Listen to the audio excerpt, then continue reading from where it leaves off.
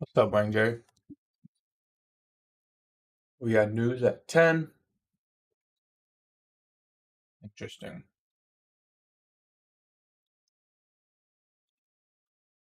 Hmm.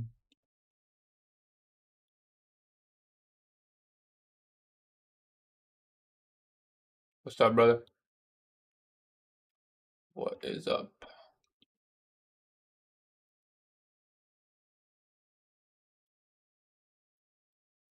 So,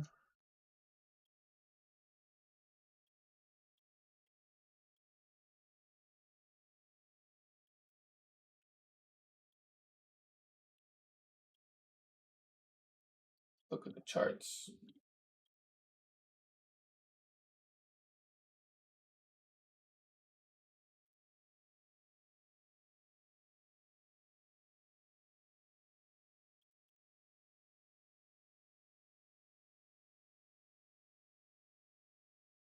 Yeah, I mean, I was looking for longs as well, but I didn't end up taking anything. So I can understand where you're coming from, brother. I understand where you're coming from. I'd expect us to move higher. Do you use oats for breakfast? Not really. I'm eating cereal right now.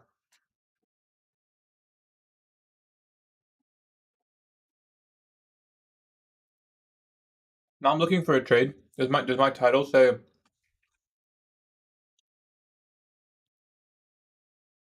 I'm looking to trade? My setup forms, of course.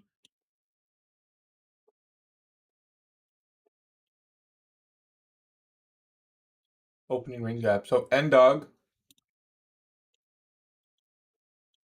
forms at 16:59 and 18.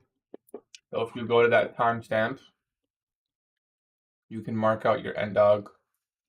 That's N-Dog. Your org, your opening range gap, well, is your RTH gap. So see price right now. If you enable RTH right here, there's nothing here. This is where we closed yesterday. So this is your closing price yesterday, right? You want to see where we open today at 9:30. So it's gonna look something like this. It's gonna look kind of like this.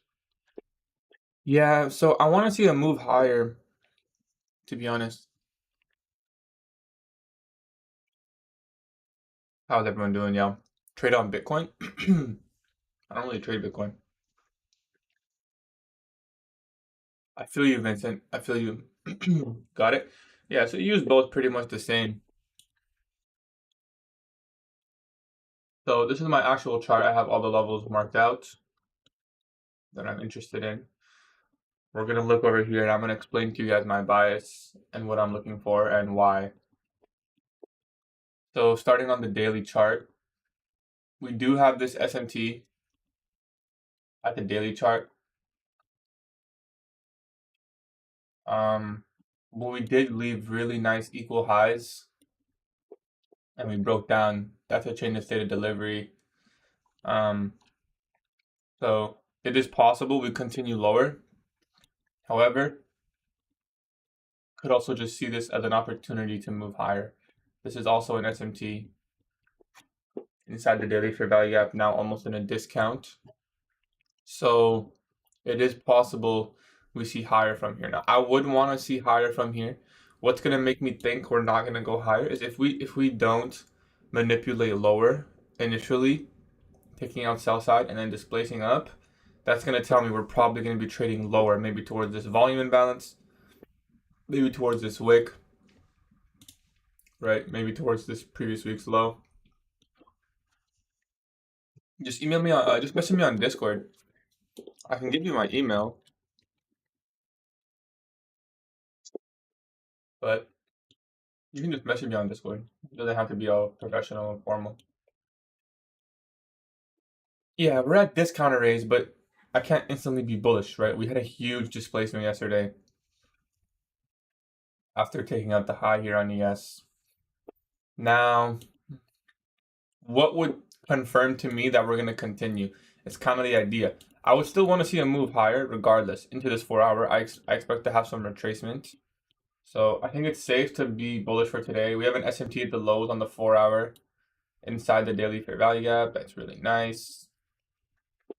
we could see a move higher here towards the 4-hour fair value gap. So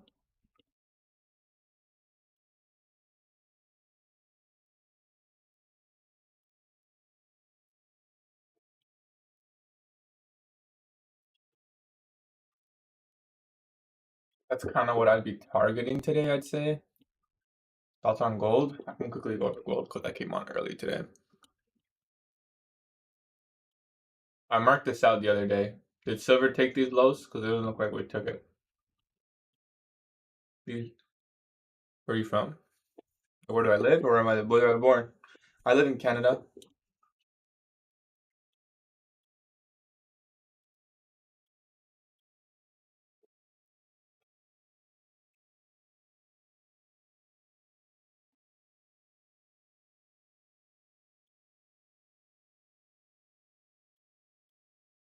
Surprised we didn't go to the weekly fair value gap.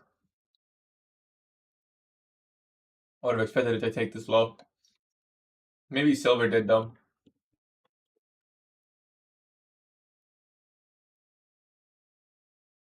Thursday the 22nd. Oh, I mean, there's a huge SMT there. Wow. Yeah, I mean, it could go higher from here, to be honest. Because we did take our previous day's low and we kind of failed to come down here, which is a pretty bullish signature. So unless we get like aggressive displacement during news, probably expect it to go higher now. MT at previous day low. I don't know though. I think this still could come down here. Could just be a retracement. Let me look at the 4-hour. Yeah. It all kind of depends on this hourly fair value gap. We're stuck between two hourly fair value gaps. Whichever one it displaces from, I'd probably expect it to go there. We have relative equal highs. Okay. So, like we were saying, I want to see at least a move higher towards the far. I don't have to be fully bullish. I don't need to be fully bearish. I don't know what's gonna happen on the daily chart yet. There isn't really any way to tell for sure. We could easily, we could expand from this 10 a.m. We could expand from this daily fair value gap. Take out the equal highs. I can see that happening easily. Wednesday reversal, sure. Monday did not manipulate any key level. We can reverse. Why not? Possible. Very possible. It's also possible that we keep going. Yeah, we have a lot of drawn liquidity higher. Look at my chart, bro. Look at all the new day opening gaps. The org from yesterday. Tuesday's high, daily equal highs. There's a lot of things to go up for. So,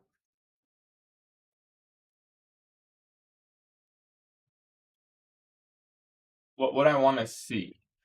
Probably want to see us start trading above Tuesday's low. So let's open up the 50-minute chart here and start framing something to trade off of. We have 10 minutes. So this is the 15-minute chart. We shall mark out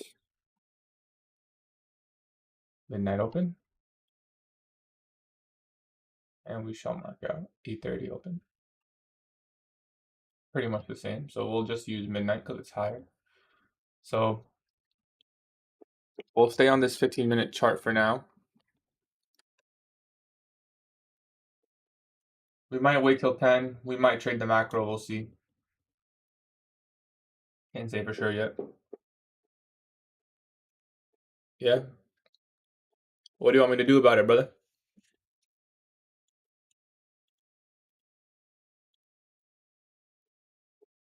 If it's there, it's there. After a long day. We accumulated Asia and London. So I would expect New York manipulation at maybe 9:30 and then 10 a.m. distribution. If we manipulate lower, we can I'd say pretty safely. Are you trading New York time? Yes, always. I want to see reversal. I want to see manipulation lower.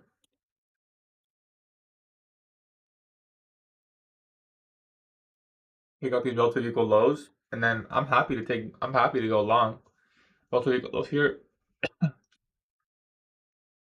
I think if it is a um,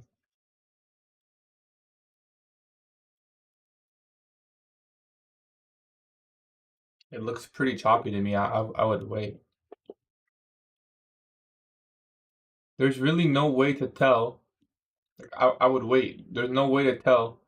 It's just chopping between these bullish fair value gap and bearish fair value gap. I guess I don't know how you're gonna long or short either. There's relative equal highs. I guess I'd be more entitled to long.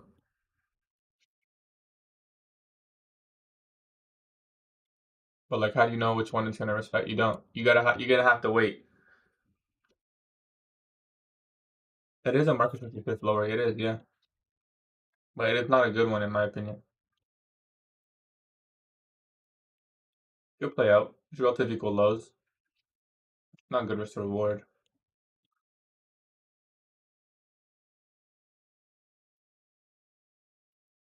What's up, Goosebumps? Okay, so we're gonna wait here. See if we can take out this low.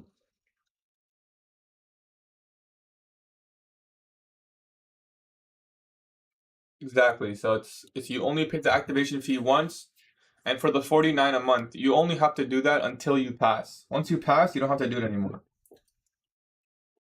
So if you pass in 1 month, then you only pay it once.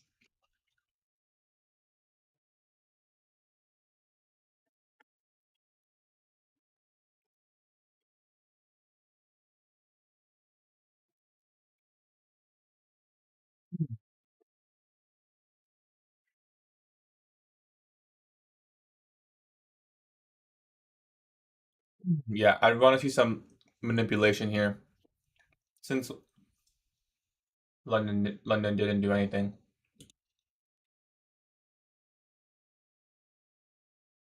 We have Asia highs here, like we only went down. Yeah, this looks. The thing is, any lower is kind of scary. Do you have a funded account? Yeah, I have 3 right now, so I'll show you guys my accounts. Nothing to hide. 3 fundeds. I always show them. Right now, the balance is negative 22. However, I only have 1,000 to work with because I was up 1,000 at one point, then I was down 1,000. So now I only have 1,000 to work with, and I have these 2 combines. I'm also trying to pass as well.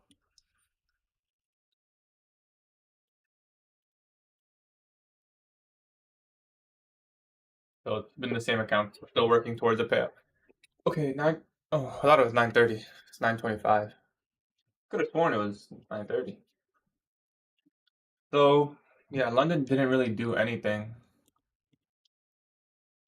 In fact, we haven't even. We're pretty much consolidated in this 4-hour candle.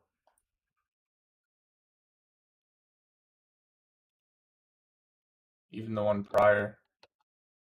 We're very consolidated.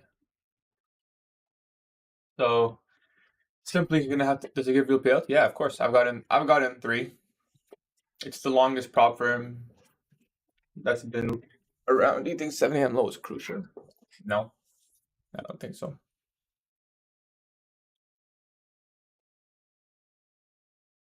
I think we're gonna manipulate one side and then distribute the other. And if we manipulate up, I'm gonna only look to short the 4-hour fair value gap if it forms really nicely.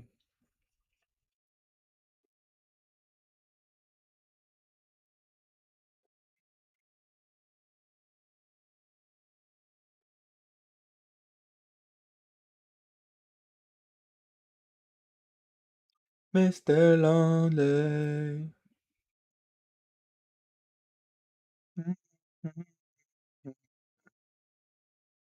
We're almost at 1,200 subscribers. How many years? I have no reason to be bullish right now. Me neither. I need to see manipulation lower. Then I would look to take longs. We're just so deep in a discount. When we have the daily fair value gap, if we, yeah, I mean, if it's not the daily fair value gap, my drawn liquidity would be this volume imbalance. Would be this volume imbalance here. What's up, DJ? What's up, Anurik? How many years do you take to learn all this? I guess about a year, but you kind of learn every single day, depending how much you work. I put in a lot of work, so I pretty much learn every day.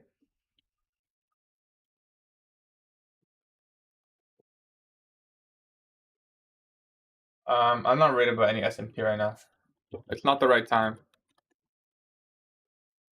That S&P holds and we just go in one direction, it is what it is. But 930 S&P doesn't mean anything. We're just engineering liquidity on both sides. Resistance, support, everyone sees it the same. I want to see sell side get taken, and I want to see displacement up aggressively. We can target the 4-hour fair value gap above as a minimum. If it is gonna reverse this move, like it might, I don't know. It's hard to say. We don't know. I wouldn't want to see it like inverse this, I'd say. Like if it inverses this 4-hour bear bullish in a discount, where's your sell side dealing range? Here. So yeah.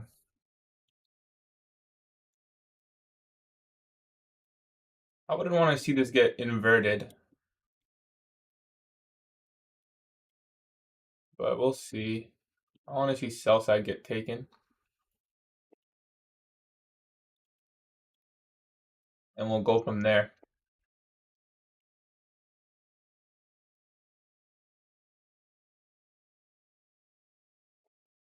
I think price already did. We've already hit the 50% level on both assets. If you include the volume imbalance, we haven't.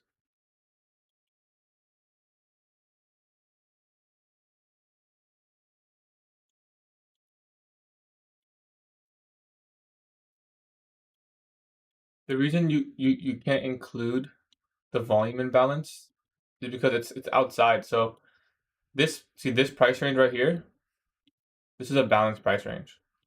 This price range, I'm boxing.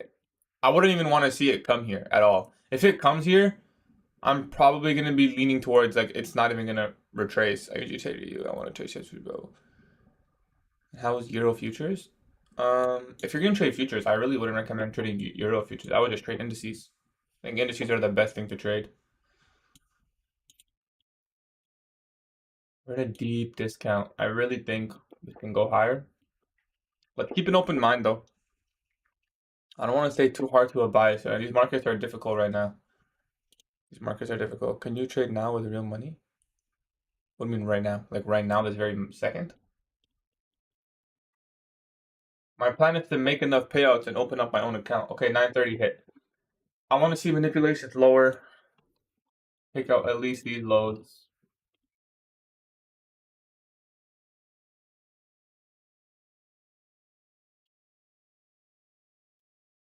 We don't want to get chopped up in this early market, so let's just yeah,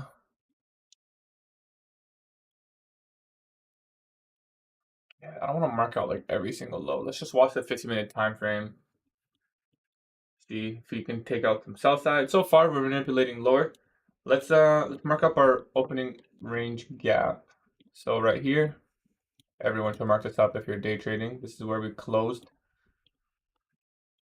So this is Wednesday.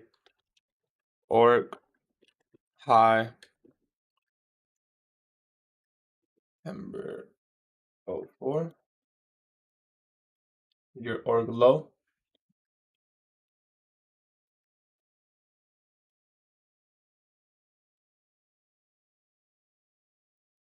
So nothing's really happened so far. We took out some little sell side. So far expanding. Let's see, let's mark out 50% of that org. That's 50% of the org.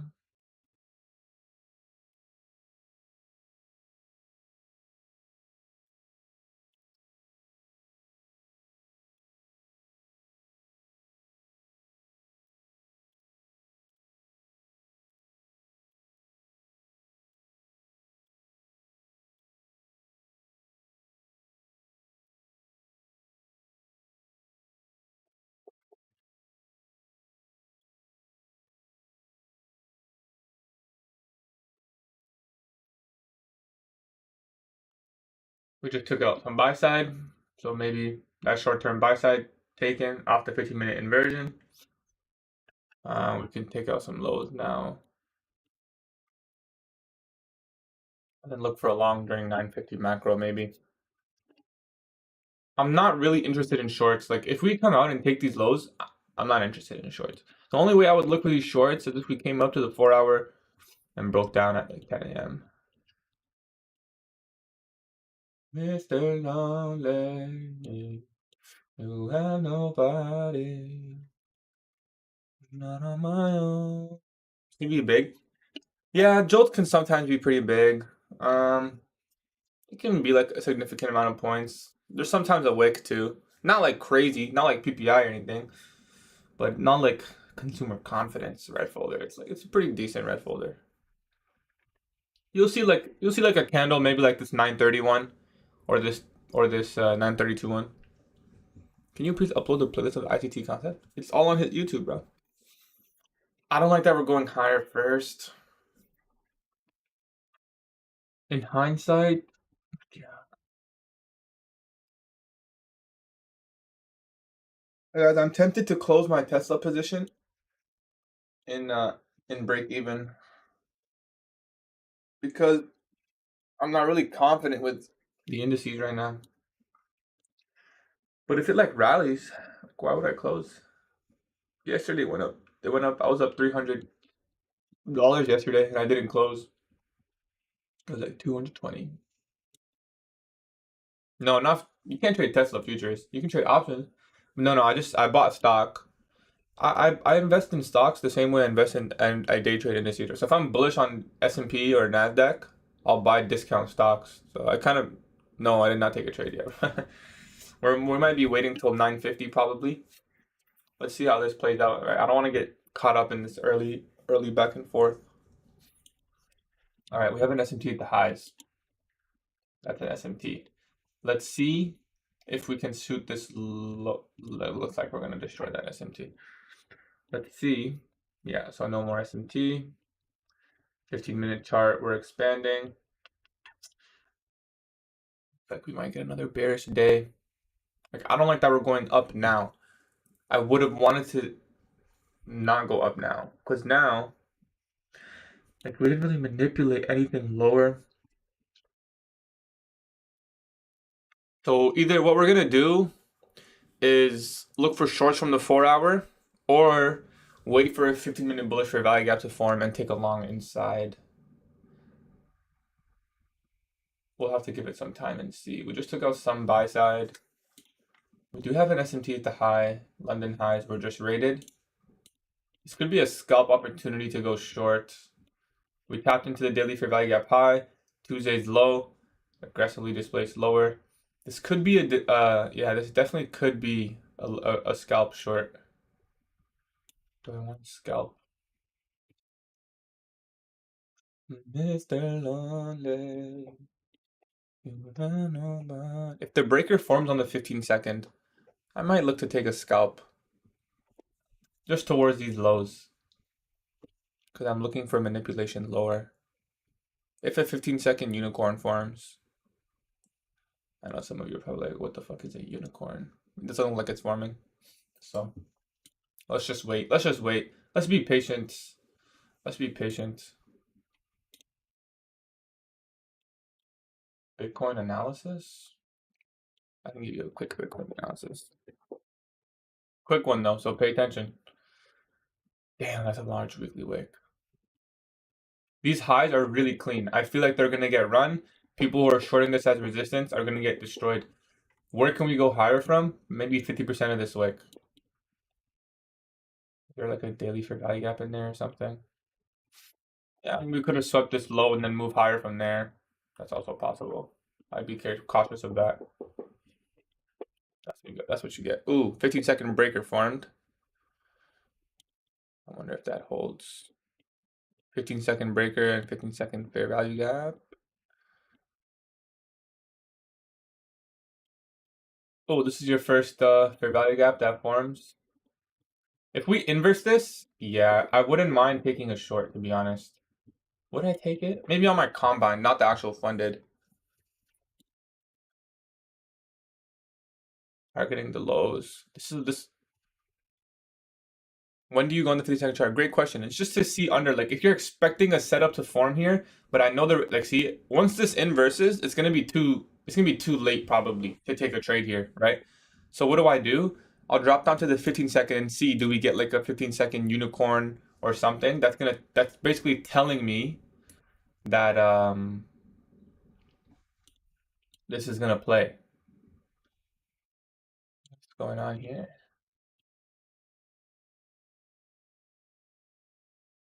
We didn't get the inversion, doesn't look like. It should go lower right now, in my opinion.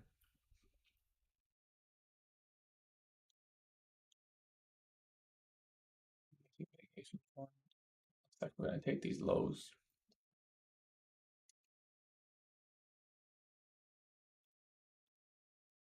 Now I'll take this scalp. Why did it do that?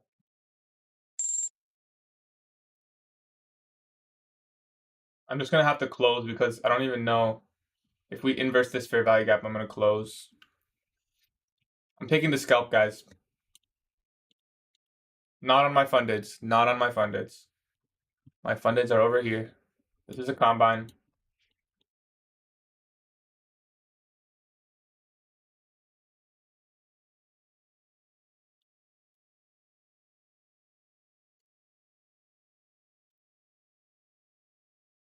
Oh, can someone tell me how do you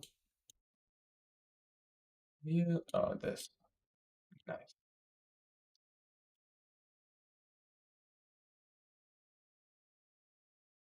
I don't want to see this inverse. Close below is good. Let's see.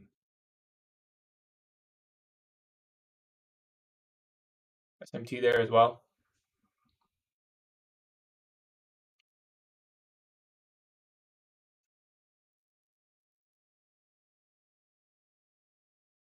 Not a good reaction so far.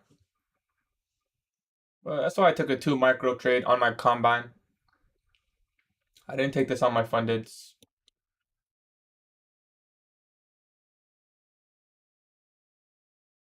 I like the SMT.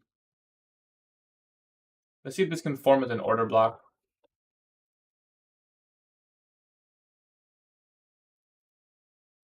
Could even add one on that order block if it forms.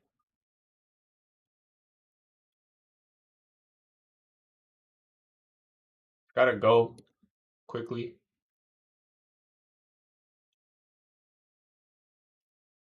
Can't add one there. Paper trade? No, this is a combine. This is a combine.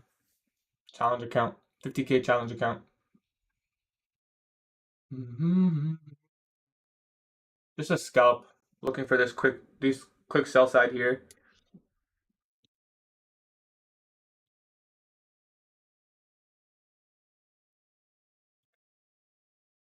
That's a nice wick.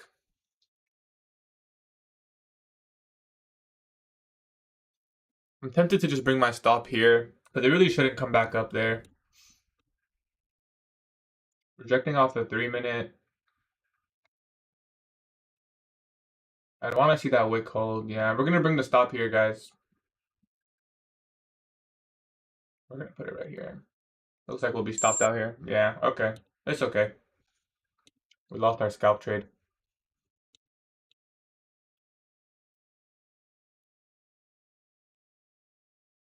So I'm happy I didn't take that on the funded. Let's see Washington. See if this SMT breaks. Or if we tap the rejection block and go lower. It looks like it's gonna break. So first fair value gap. This is now a reclaimed bullish fair value gap. You know why I didn't take that? I didn't take it on my accounts, Bando. I didn't take it on my account. I was just one taking a trade. I haven't taken a trade in a long time. I want to take a scalp. Could I tap into New Day Open before the entry? Like midnight? Okay, so what's happening here? Let's go here. 15 minutes. Buy side was taken. That's your opening range consequent encroachment. Tapped in. You know what? If we get like a 50-minute fair value gap here.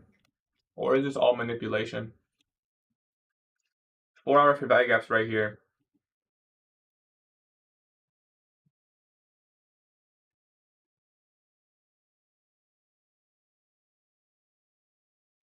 That's your 4-hour fair value gap. This is Nasdaq. So let's see if we can get up into the org high. The thing is though, like, I'm up on Tesla. Should I close? Same shit happened yesterday. You lost your phase 2. You need motivation. Your motivation is whatever the reason you're doing all this, bro. What are you doing all this for? Me personally, bro. I'm trying to live my life, bro. Cold if you're bearish on NQ. I mean, that would be a good place to partial, yeah, if you were in longs. In shorts. I mean, I gotta talk about the 2 hours wait for you. That's like around the FEG. I don't know, but I hope you didn't trade that trade because of me, because I was honestly just looking for a quick scalp on my combine. I wasn't really. That was like a C minus C trade. Like it could have worked, but today I bought a Tesla account, but there was no option to buy 0.5. Yeah, you gotta trade micros. You gotta trade micros, Rana. Don't trade don't trade the full contracts. You would have had to wait for the 3-minute Wang Jerry. The 3-minute was holding there. It's just pretty surprising, to be honest. I didn't expect that. I still kind of thought it was going to play because we took out the buy side SMT 1-minute inversion. You test at 210? Nice, bro. That's not where I bought it, but 210's a good buy.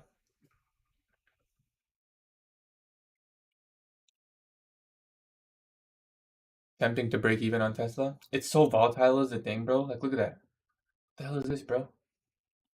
Are we going to take yesterday's high? Let me put an alert here. What platform do you use? This is Top Step. This is, I mean, for what? I do a couple things, so which for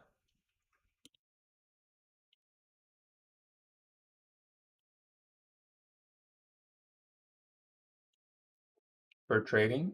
You think you're gonna long this? Hey man, go for it, bro. If you believe in it, why not?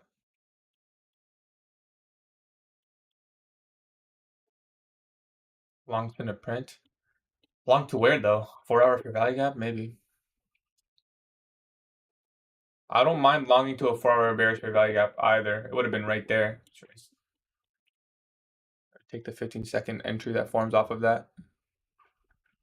I don't mind going for another scalp.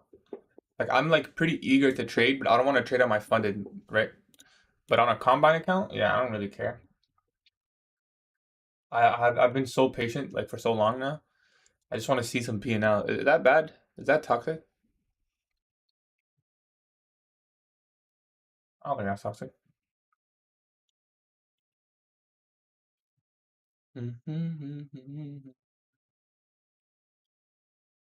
I have 6. I can't even get all of these funded. Setup will form. Well, looks like the 4-hour fair value gap is gonna tap. This is difficult. This is difficult. Buy at 8850. Thank me later. I mean, I'm good, bro.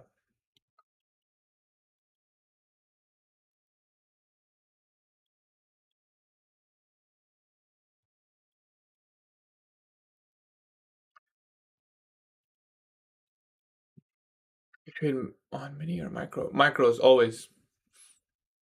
How much money are you managing only on past funded? On the past funded, you have 2,000 drawdown in a 50K account. I hope that answers your question. We're forming a 15-minute bullish fair value gap. I don't mind longing from the 15-minute bullish fair value gap. I don't. The only thing is, how deep can we go? Is this gonna reverse? Is this all gonna retrace? Is this really a smart money reversal? Or are we simply retracing to go lower? If so,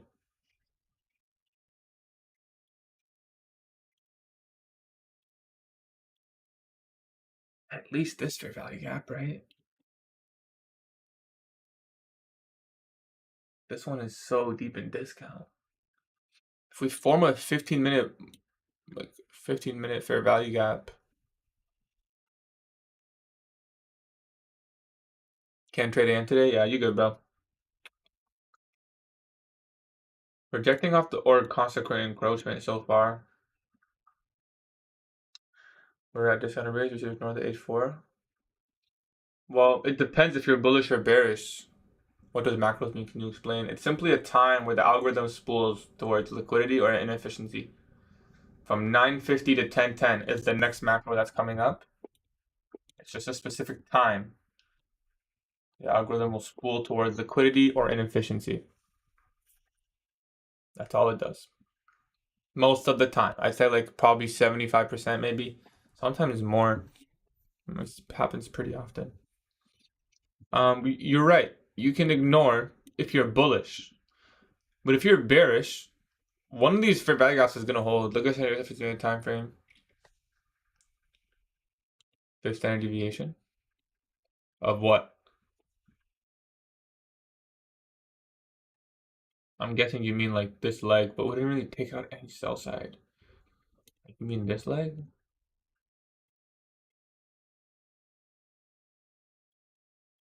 Or it would be this leg. Or this leg. From low of day to high of day?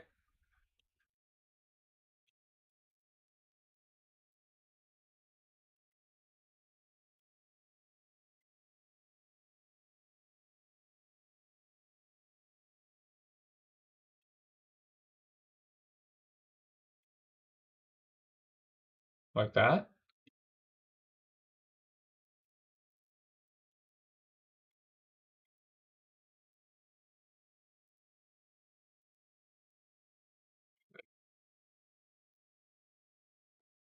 Like 9:30 open or midnight open?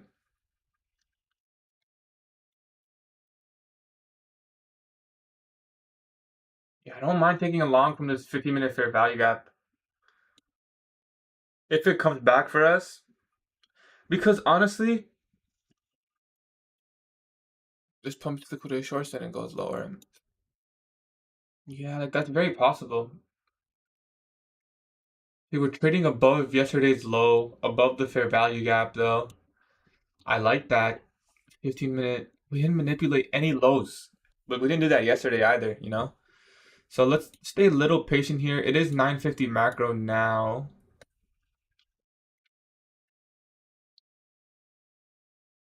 This one stop. This one bias long. I'm a little conflicted right now, honestly. If I see confirmation inside the 15-minute fair value gap, I wouldn't mind going long. But you got to keep in mind, like, long to where? Like the 4-hour fair value gap, that's like a minimum. I would expect the price to at least come here. So as of right now, I'm bullish, at least until this fair value gap, 19,007. At least I'm expecting that to get taken at a minimum. Yeah, losing 10 minutes. So that's my minimum. This is there's news for 10 minutes. Be patient, discipline. Yeah. I mean, I'm gonna wait for news. The 15-minute fair value gap won't even form until then. So how's the stock market doing? Well, Tesla's a beast. Fucking, it's always up so much and then down. But it shit does it, bro. It's gonna rally and it's gonna decline. It always does that shit. Not that I trade the pattern, but we did take out some minor sell side. Like,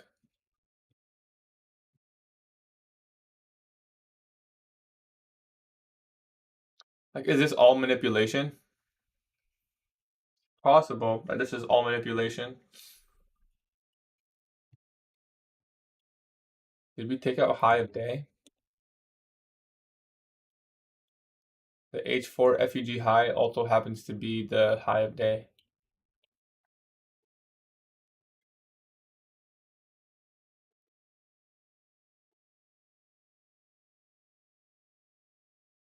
Possible. That is possible. We're already inside the 4-hour bearish here. Yo, price reacts to that on ES. For now, staying patient.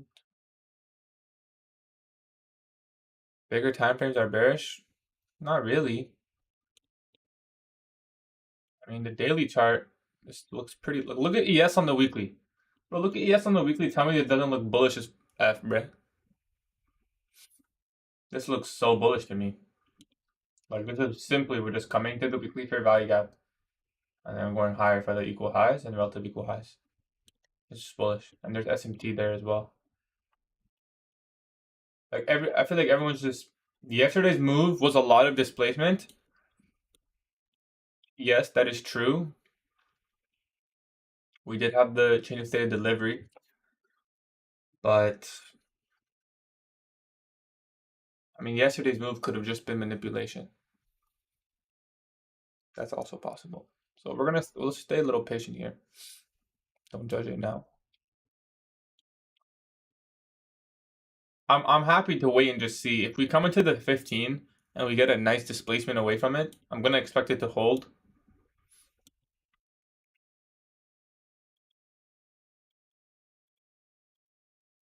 And we'll go from there. Simple as that.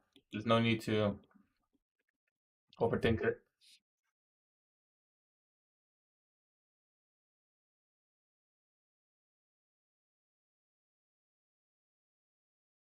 Trading above yesterday's close on ES.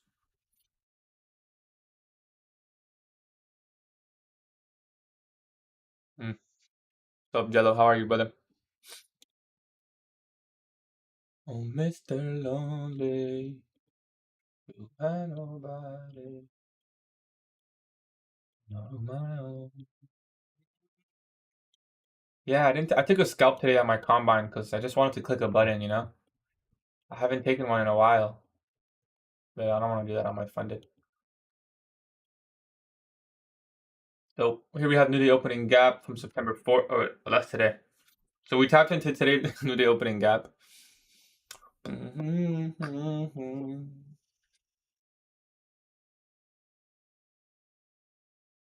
Tesla's 218.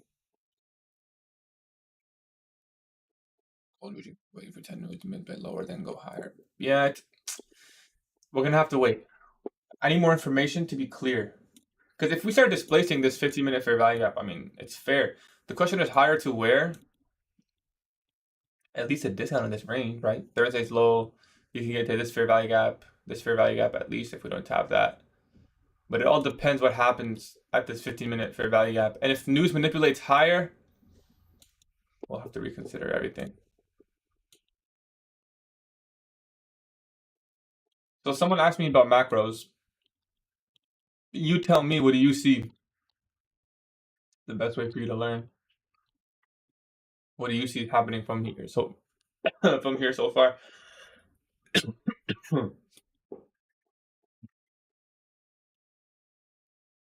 Be there.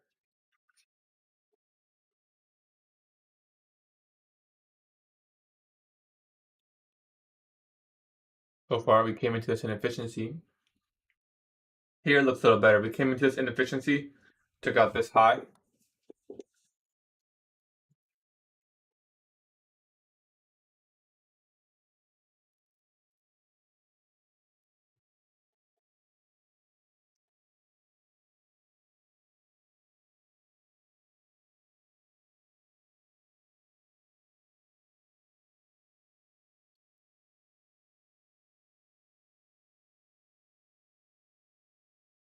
Looks like we're waiting for 10 a.m. news.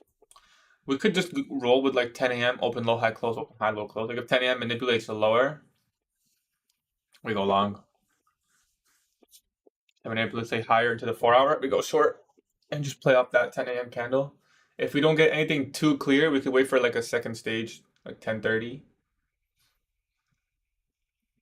I think that's a good plan.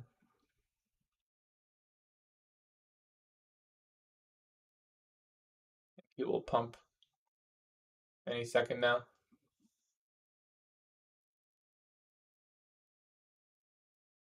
Or those equal highs. Stay patient here.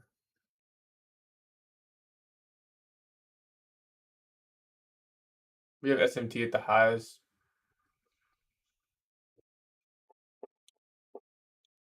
I like that we left those relative equal highs. And the 4-hour fair value gap is right there. Ooh, we did tap into a volume imbalance on the 4-hour though. This price range is not balanced. So when you draw this fair value gap, you draw it like this. That's the part of inefficiency. Because there's not a balanced price range.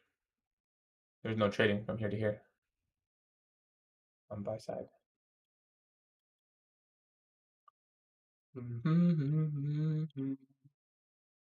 So 15-minute fair value gap. Let's mark it out. And that's your mitigation. But let's just mark out the 15-minute fair value gap here.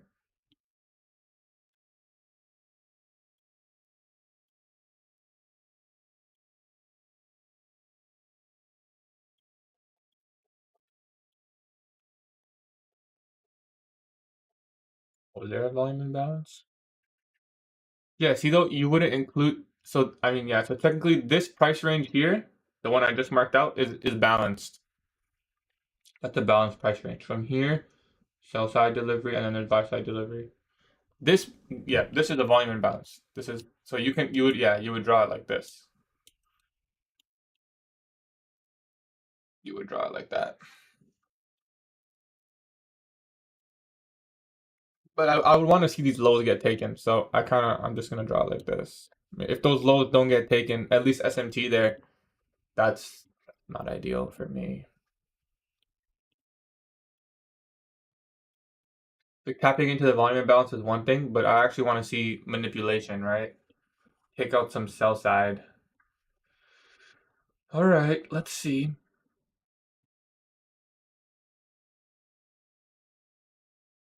I'm gonna go with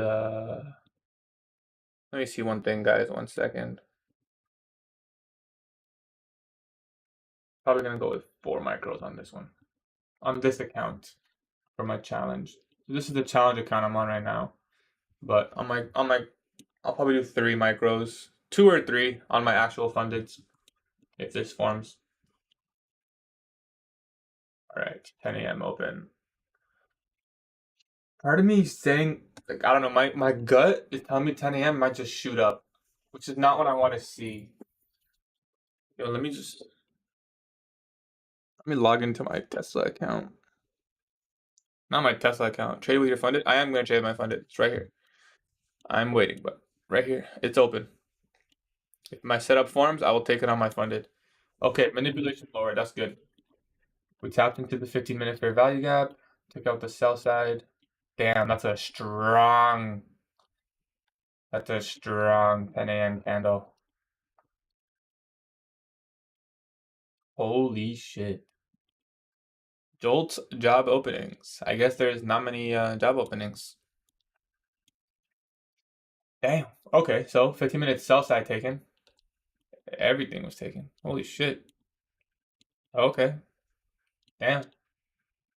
Okay.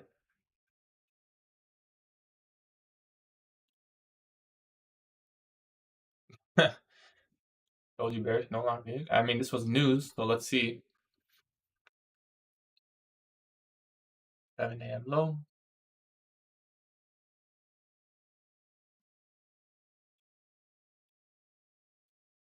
Didn't even come into the 4-hour fair value gap. ES did. SMT right here. Depending on where this 50-minute candle closes, will kind of dictate. Yeah, Chris, you're the best fucking guy in the world, bro. Depending where this 50-minute candle closes will determine which direction.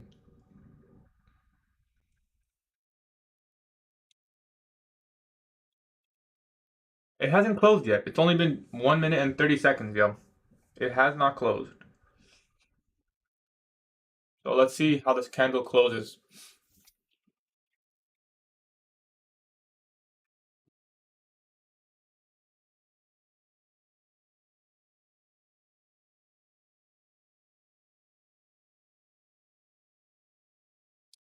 Yeah, I know, Chris, but your argument doesn't really make any sense. I mean, all we did was have a news candle. I mean, you said not bearish, and look what we did. When you said that, we went up 130 points, bruh. So I don't know. I don't know what. And looks like we're wicking as of right now. I have to wait for the close though. I have to wait for the close. But we had a raid here. Tap into the consequent encroachment one more time of the daily fair value gap. We swept the sell side. So if we get a 1 minute bullish fair value gap here, or if we inverse this, form a 1 minute bullish, I'm game. Look at that wicks forming really nicely. That is the 10 a.m. manipulation that you want to see. Hey, we wanted to see lower at 10 a.m., but we don't know. Yeah, I don't mind taking this 1 minute bullish fair value gap if it forms. I kind of believe in this idea and the 15-minute holding. If we get a 1 minute bullish fair value gap here, I think we'll go for it. We will go for it. That's enough manipulation. The damage has been done. We're currently above the 15-minute fair value gap. So I don't mind taking a 1 minute fair value gap. If it forms, this is 0.75 org drop, which is so sexy. Is that where we are right now? Where's my org markings? Oh, I guess I never marked org. I'm sure I did. No, China's a good trader. China's a good trader. Don't hate. She's got a more payout than all of us combined, bro.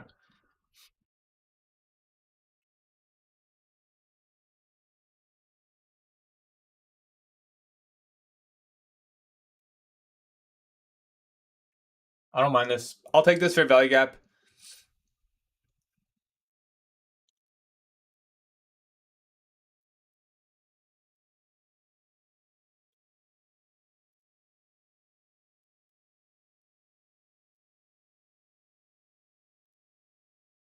My top step is fucking bugged. Are you serious?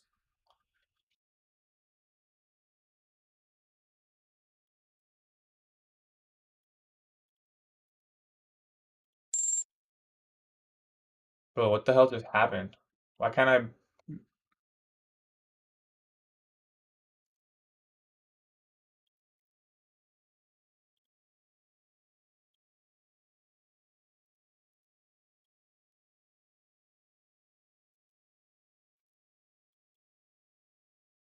Thank you, bro. I don't know. My top step's not placing any trades.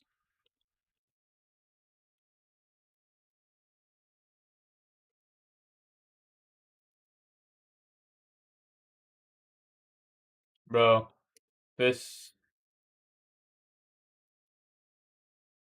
is ass. What is this, bro?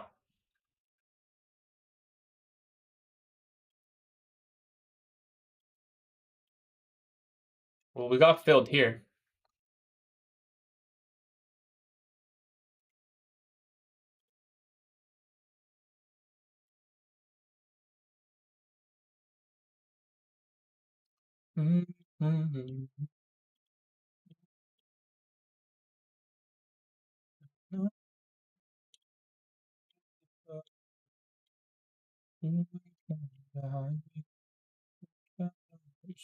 You shouldn't close below that fair value gap.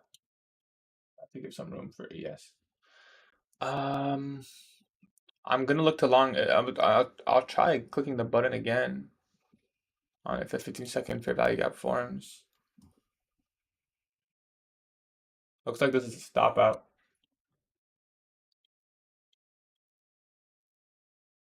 Shouldn't go any lower now, in my opinion. Is this a BPR? No. Now it is. If we go up here now, then it is. So if we go up here, the stop loss is safe because this price range was delivered buy side, sell side, and then we went away from it.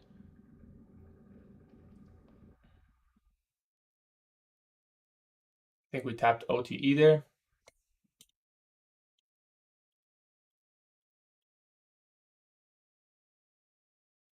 Spending too much time in here, so I mean I didn't even get filled on my Top Step account, but I'm worried that it like filled me without showing. But I don't have any P&Ls or anything, so.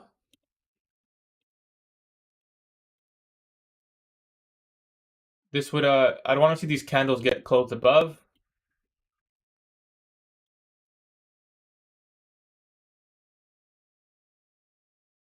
We did form a 1 minute bearish fair value gap here on ES.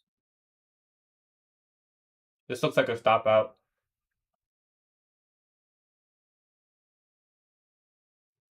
I didn't even get the trade that I funded.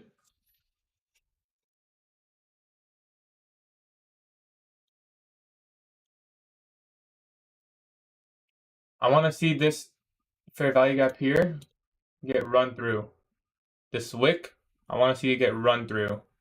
That'll convince me that it'll go higher.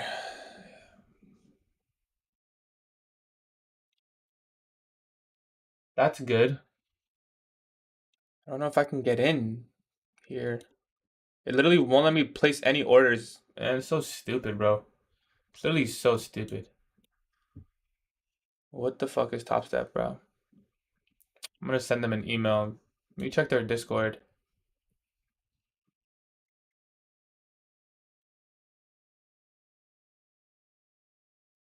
Yeah, it's just an issue with Top Step.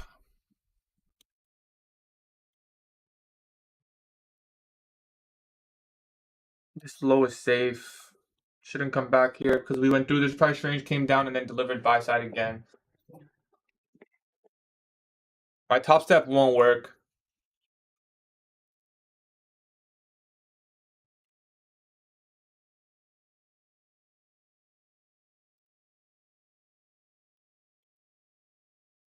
If S&T at the highs.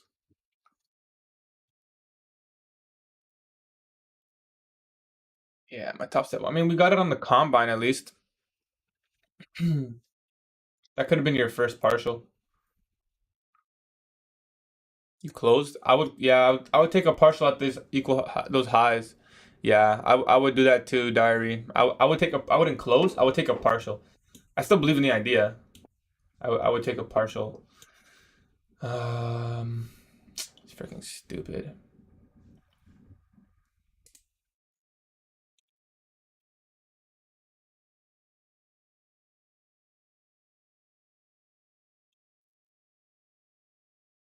I literally can't. Yeah, I mean, I literally.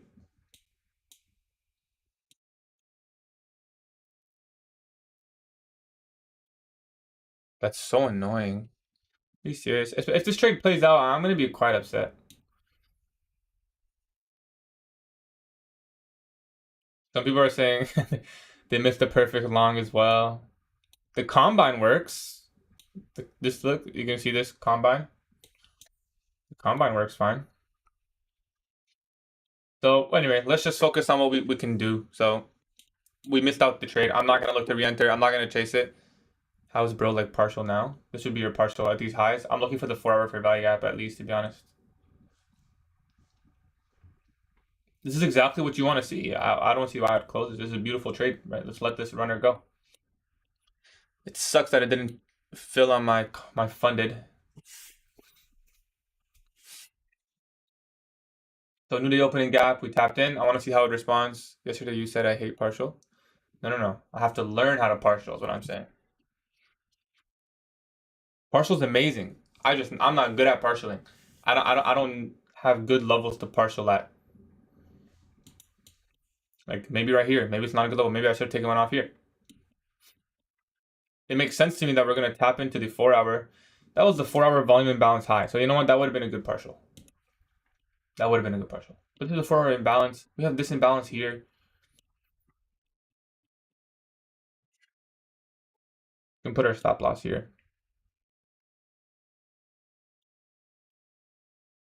Look at the 50-minute candle. Looks really good. Like this candle looks like it's gonna be bullish. Same on the hourly. Looks really good. 3-minute fair value gap. Immediate rebalance. There's nothing on the 5-minute. Yeah. 2 minutes forming. Not a bad place to break even actually.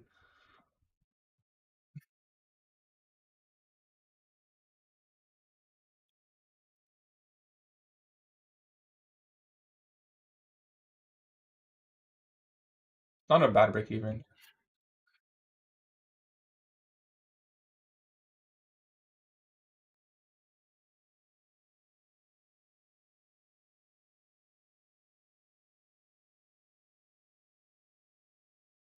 It just didn't let me place the order.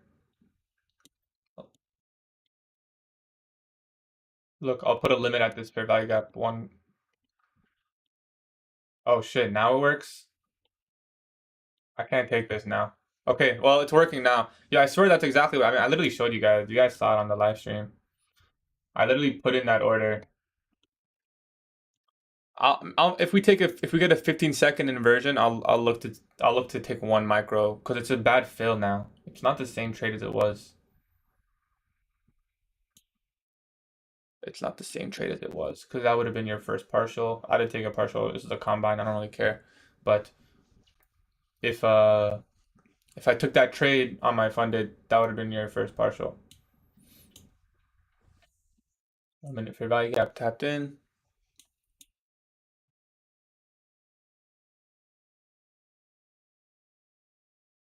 This should have been a partial here, 100%. So if you were in that trade, I hope you took that partial. The new day opening gap high from today, actually.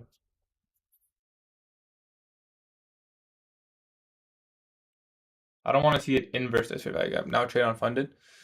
I mean, if this forms, if I get a second entry on the same idea, sure. We'd have to inverse this. I think got filled 500 in drawdown. Is that what happened to you? Holy shit, that's so shit, bro. I've never had an issue with this, like with topstep before, ever. This has never happened before. If we get an inversion here, I'll look to enter like 1 micro on my funded. But it doesn't look like it. Let's see. We have to inverse this fair value gap.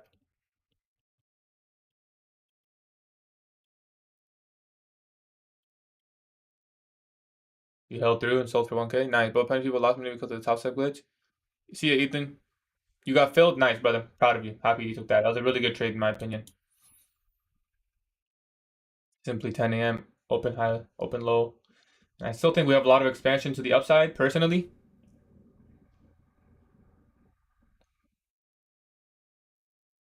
Okay, I'm watching this level very closely. I want to see it inverse. I'm going break even. Watching the level very closely. Dude, I can't see I want to see my P&L, dude, not the...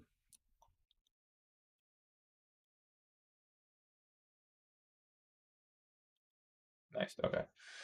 If we inverse this...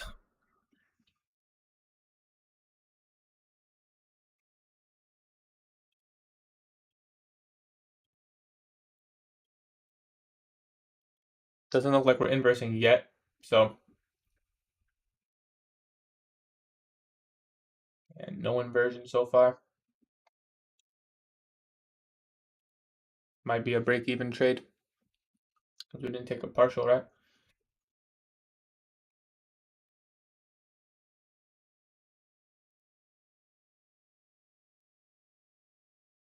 If we get a 15-second confirmation here.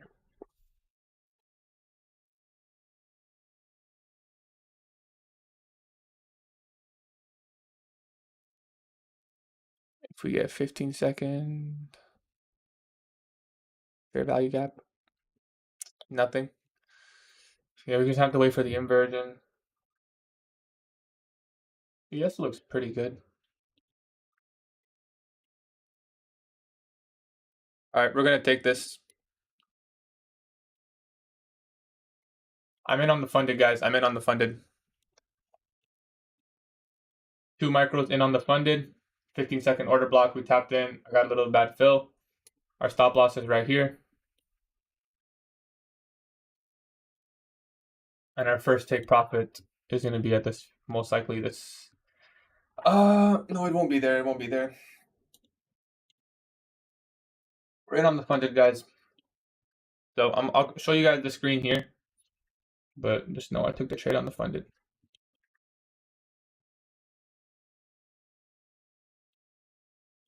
I like that inversion. So we're going to put our stop here now.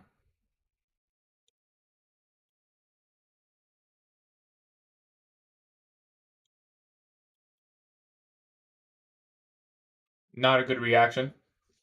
That should not have happened. We're probably going to get stopped out here. Yeah, we are stopped out. So stopped out break even here. Lost on the funded. Wow, that's very aggressive that what just happened. It's kind of, I don't want to say random, but I really don't know what happened there. We just aggressively moved down after inverting this fair value gap.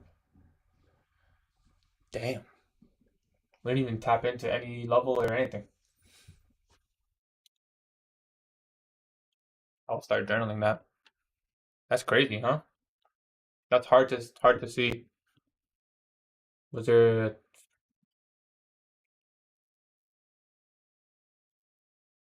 I don't know.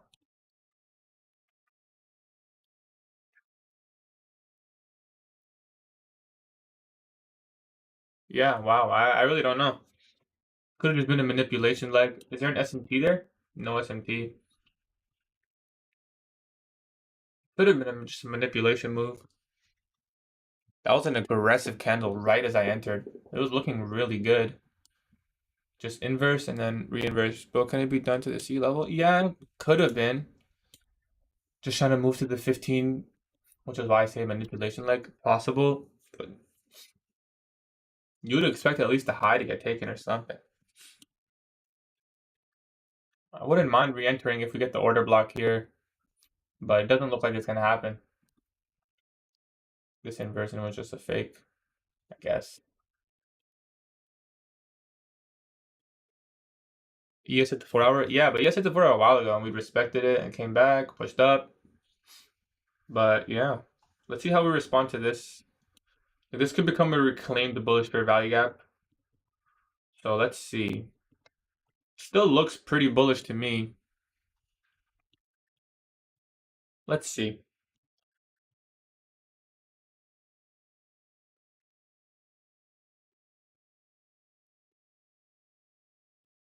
I mean, it's all kind of hindsight, but really, like I should have had a partial there, and the fill should have been here, not here, right? That fill was an extra. That's 55 points differential on the fill. So it's pretty annoying.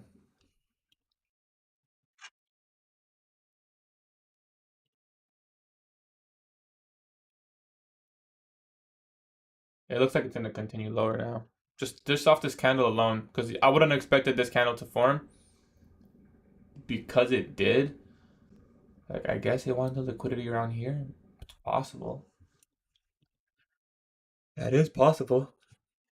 Let's just keep watching and see. I wouldn't mind re-entering with 1 micro on this reclaimed bullish fair value gap if it forms. And just, you know, I would not mind doing that. You'd have to like displace through though. And just 1 micro. But so far it's respecting.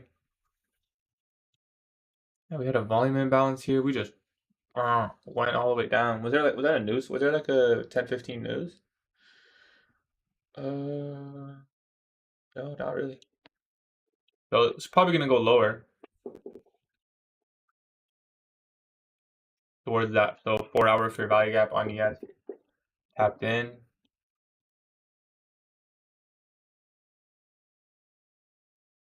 And we need another leg higher.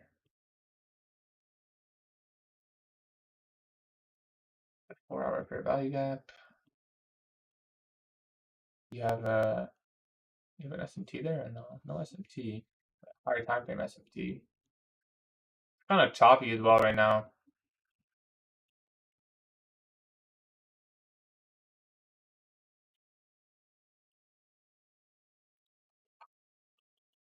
Yeah, there's SMT at the high of day. The 4 hour fair value gap low, high of day. There's SMT there. Oh, that's where I marked my org. BTC once more. Same. Nothing's changed. Doesn't look that clean. Pretty choppy. Damn,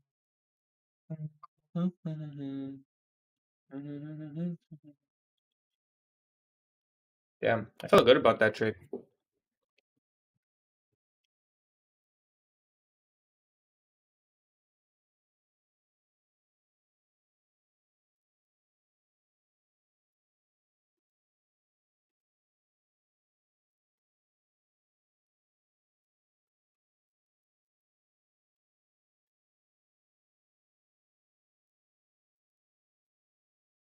If I get enough money, I'll probably leave.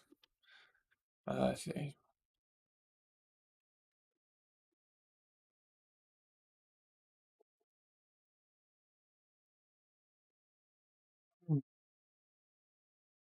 Ugh. We're even rejecting off the daily fair value gap high right now. Could be a re-entry. We get the it's so weak. This is so weak.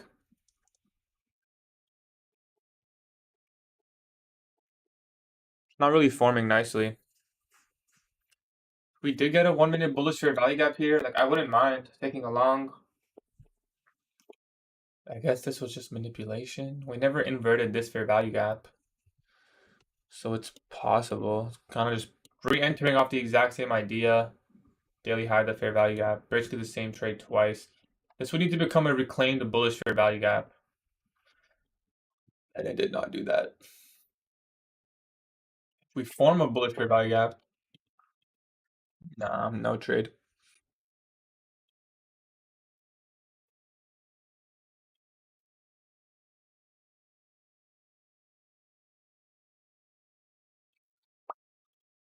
We entered on a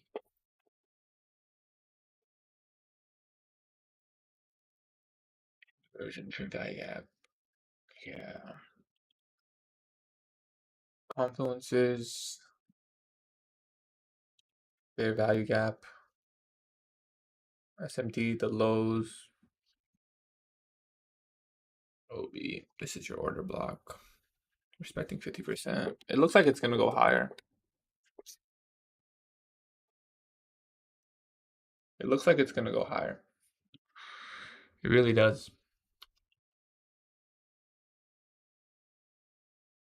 The reason for your entry? I'm bullish. We had a 1 minute fair value gap.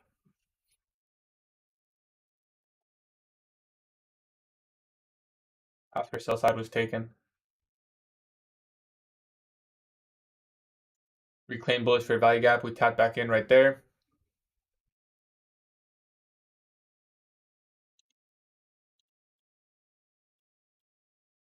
I wouldn't mind this breaker.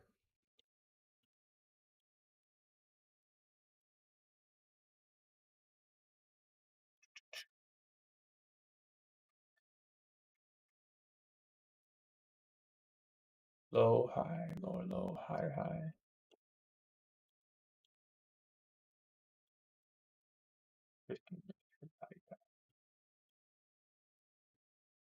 Let's see what happens here.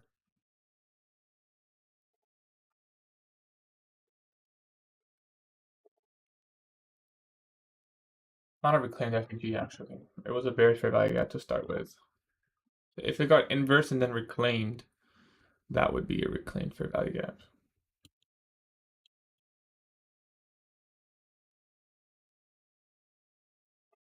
Yeah, I don't want to trade that. I don't want to trade this. I think we just have to deal with the shitty L that we took. Like, it doesn't really make sense. I can't really understand it. How much do you earn from it monthly? Not that much, brother. I'm still trying to improve every day.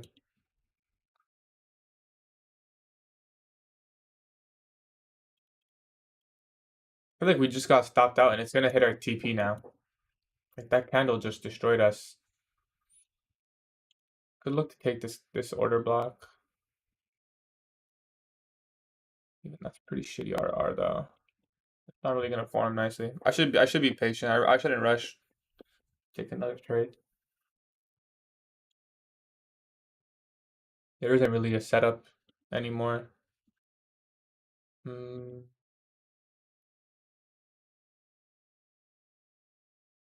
You never use Fibo? No, I do. I got my Fib settings.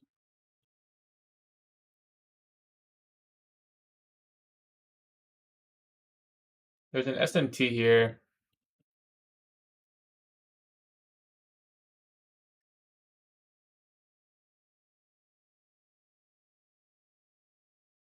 Yeah, I can do gold at the end.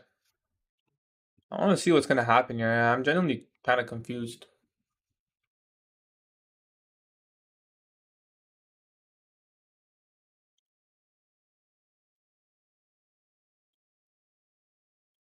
How much time do you give to the trading on daily basis?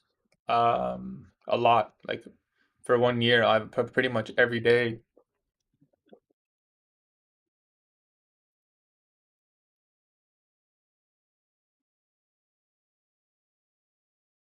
For like 8 hours.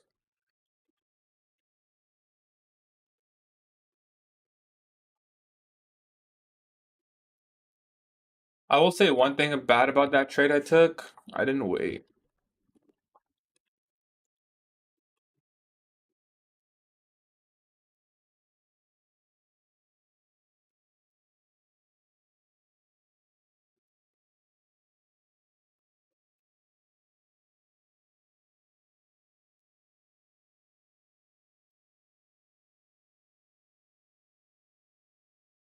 Not just backtest, like watching ICT videos, studying, forward testing, hindsight testing. Yo, this sucks. Like this is probably gonna play out, and we should have been filled right here, man. We should have been filled right there, and that would have been our first TP. So let's see if this would have played out. That's an MMBM. It just looks pretty choppy right now. Did you do any part-time job? Yeah, I worked. I saved up enough money, and now I can trade for a while. And if I don't get a payout before September, I'm gonna start my part-time job again soon, in November. If I get enough payouts, then I'll quit that part-time job. It's a fun job though. Like I actually like, enjoy working there, so I don't mind at all.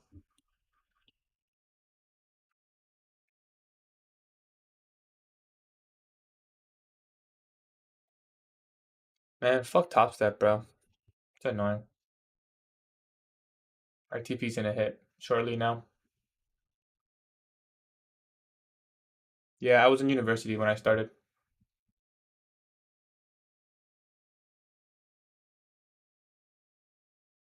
Immediate rebalance.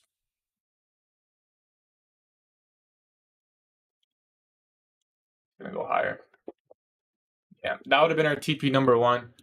Man, that's actually unlucky, man. That's like genuinely, truly unfortunate, is what that is.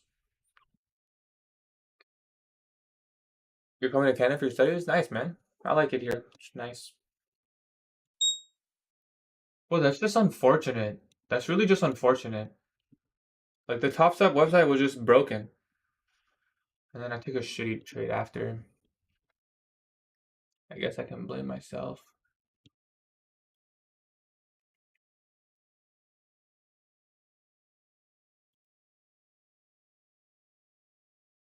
Kept still doing good. Yeah, we're up good. I'm not gonna sell yet. I'm kind of annoyed, guys. Honestly, I'm kind of annoyed. Like, I don't want to trade when I'm annoyed, but I'm pretty freaking annoyed. Pretty freaking annoyed. At least we broke even on the combine.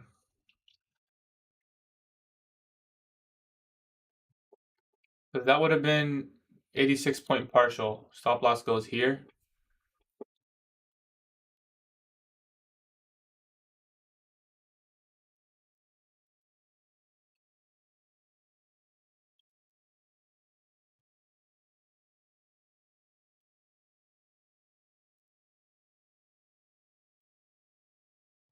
There's an SMT at the highs. No, there isn't.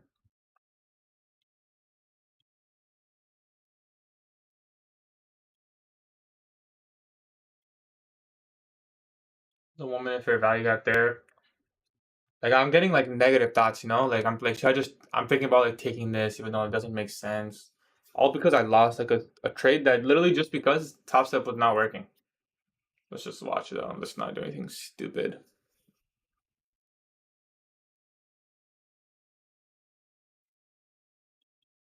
Buy side of the curve. Look at the 15-minute chart.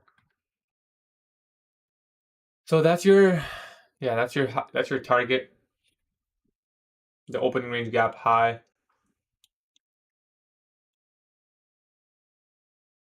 Yeah, I'm disturbed, bro, because that should have been a winning trade. But there was technology issues. What's up, Joshy?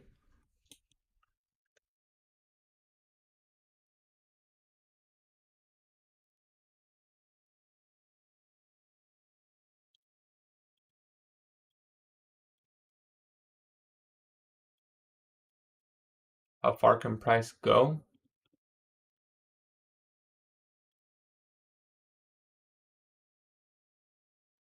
There.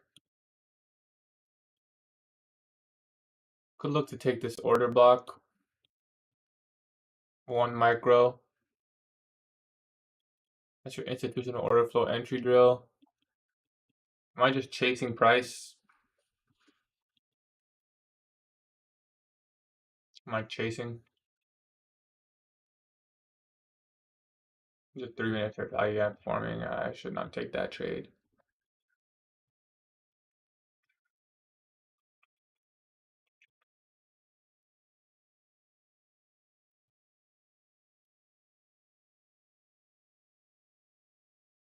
I wouldn't mind kicking along here because we formed a breaker.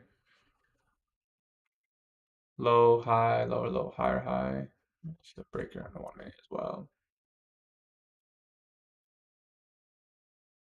Watch the 3 minute fair value gap here. There's a 5 minute fair value gap here too.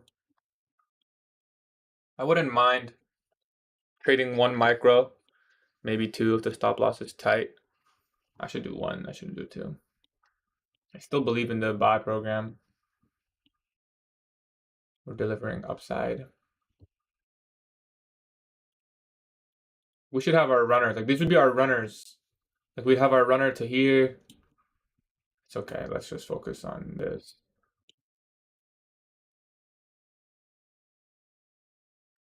Well, it's in the forward bearish, but it's so deep in discount still. Like, I'd expect it to come into here at least towards, this isn't even this is in discount. The market structure is very supporting.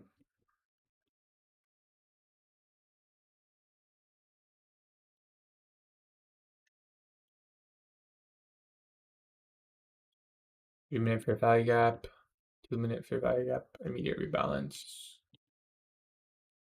1 minute fair value gap.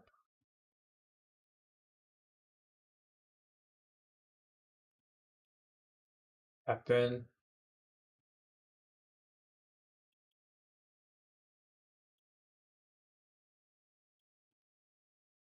Let's see if we get into the 3 minute.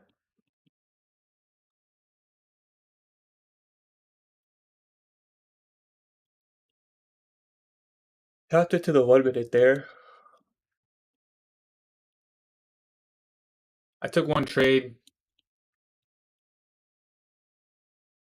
We got stopped out right here. This was our stop loss.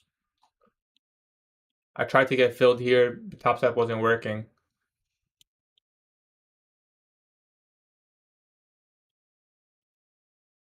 I might look to enter this 15-second continuation of the 1 minute.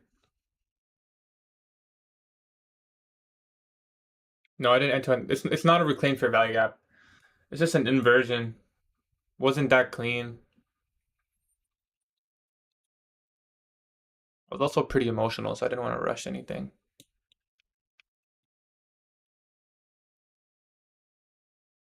There's an SMT here.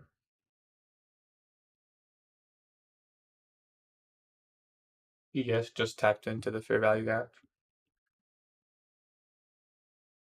Looking at the 3 minute fair value gap here. That'll give us an SMT potentially. Boom, boom, boom, boom, boom, boom.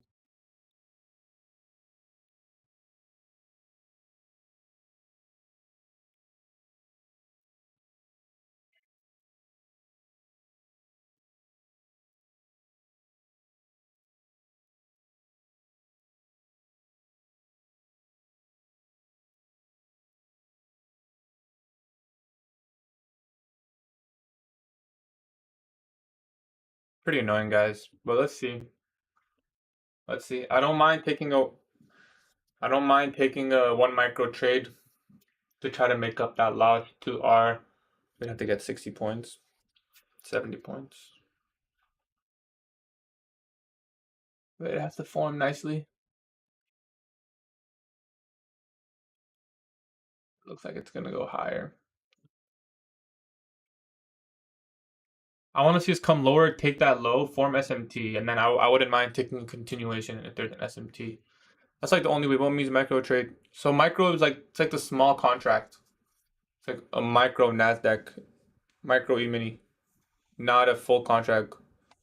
Golden hangover, yeah, difficult. This would have been our second TP level, or maybe 50% of this range from over here.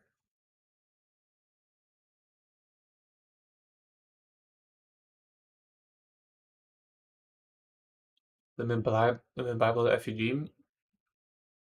Yeah, it is. I don't know if it'll come even back here, bro. I think it's going now.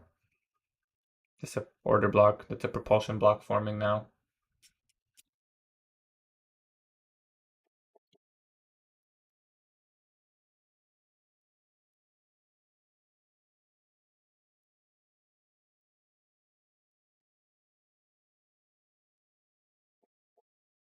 What's up, Alez? I'm pretty tilted, bro. I was trying to spam limit orders right here on my top step, and it wasn't filling me. Like, it literally, the top step was just down, and they fixed it now. But I was spamming limit orders here. That was TP1. Didn't get filled. And then I took a buy right here on the inversion. Got stopped out. Literally right there. One candle just destroyed me, and then it hit again afterwards. Which, I guess my stop loss should have been lower there. Should have been this fair value gap low. But in hindsight, like I was spamming limits here. My order was here. So I kind of just got tilted.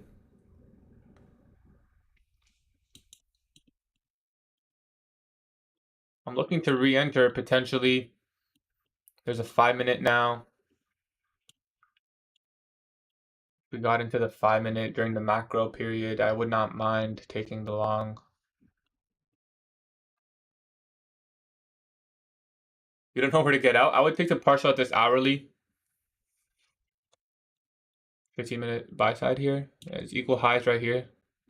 There's some highs. You can literally pick whatever you want. You can just close if you're happy with the P&L. People are going to talk shit, but at the end of the day, you took a winning trade. Who's going to talk shit? No one. You expect these highs to get taken, probably. Relatively equal. That's your propulsion block right there playing out. Yeah. It was such a nice move. You know where you could TP actually? Standard deviations of this leg. So -1.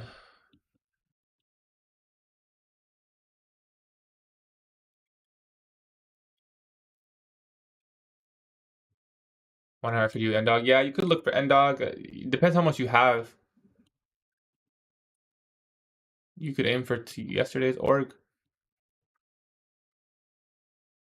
I'm honestly tempted to just click buy. 15-second fair value gap. Immediate rebalance. If we get a 15-second inversion, I honestly would maybe just click buy and just play the 2-to-1.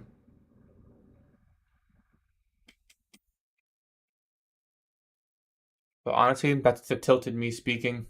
I'm not gonna lie, that's tilted me speaking. It's just annoying. It really just annoying. I was so patient. I called this out perfectly. 10 a.m. manipulated. I agree, it did manipulate lower than I expected.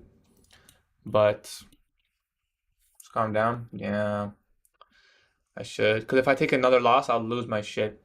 So I probably should just accept it. It happened. It's done. It's only -130. We still have like 800, 900 to work with. It was such a good trade, though.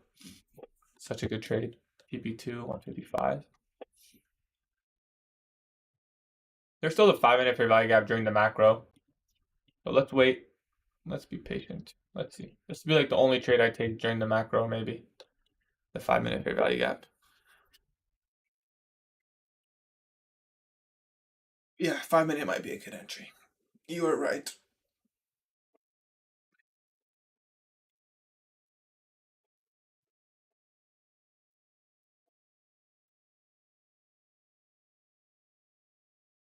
And it would be the 4-hour fair value gap low, but I said the trade in Discord channel. Can you review it? Sure. Just give me a sec.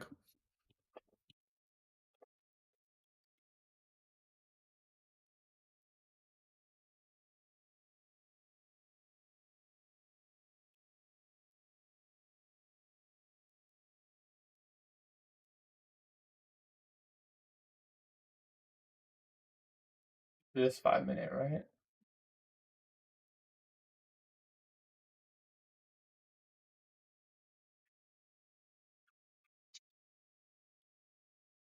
Looking for 1035. 5, yeah. So let's see.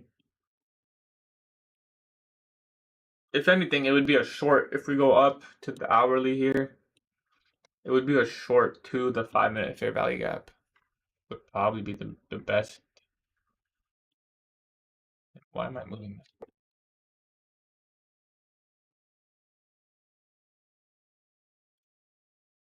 Your hourly fair value gap gonna get tapped in right now.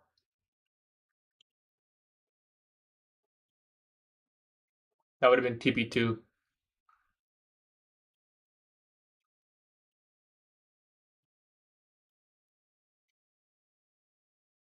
What do you relative equal highs? Would have been TP number 2.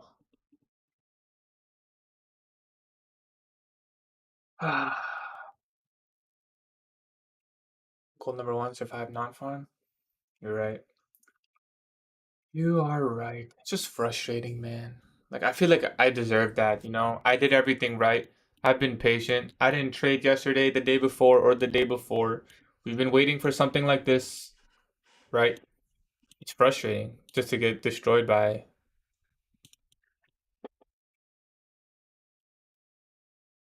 like, whatever it's called. What is it called? Like, freaking top step thing being down. That's annoying, bro. You feel me? You feel me? Oh. Well, we didn't touch the hourly, so we have these equal highs. Forming another 15-minute. No, there's no support and resistance. These are just key levels that the algorithm refers to that I have marked out.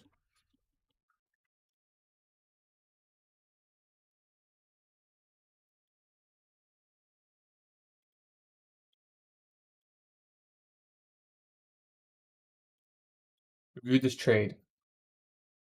Yeah, it's beautiful, bro. Technically, your chain of state deliveries, that's not the chain of state deliveries. It's this one, but it's fine. Still played out. 4-hour fair value. Yeah, beautiful, bro. This is beautiful. Very clean. Yeah, very simple. Relative equal highs. So you could have aimed for the relative equal highs there, but that's okay. You took your money. You don't need more, bro. That's good. Good job, bro. It's a really good trade. It's a really good trade.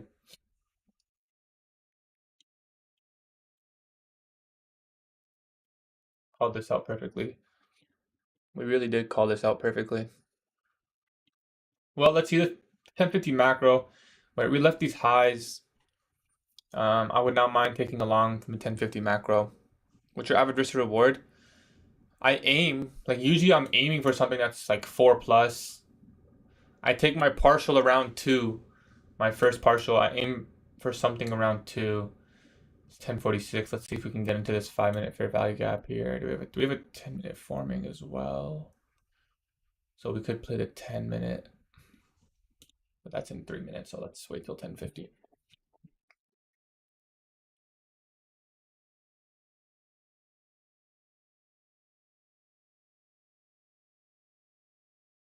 You short this breaker to the 5-minute, and then you long the 5-minute if it shows a confirmation high, low, lower, low, higher, high.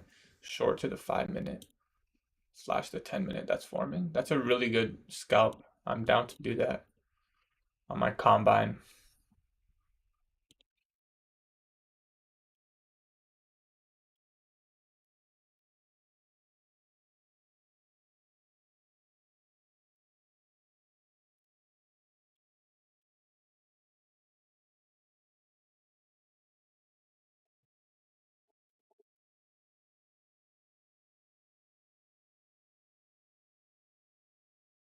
Two more minutes.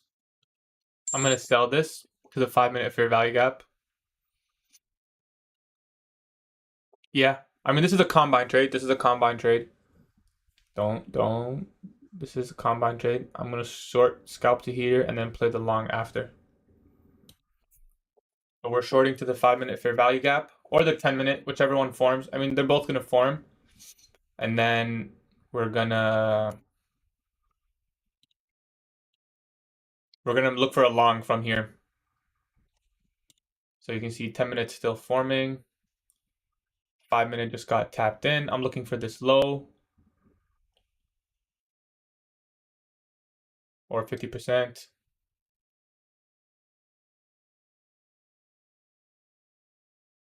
Looking for the next candle's low. ES took that low. Okay, we're gonna close. ES took that low. There's SMT there, so we took that scalp. Now we're gonna look for this. Wait, we did take the low. Wait, am I tripping? Oh shit, I'm tripping. I read that wrong. We should have closed here.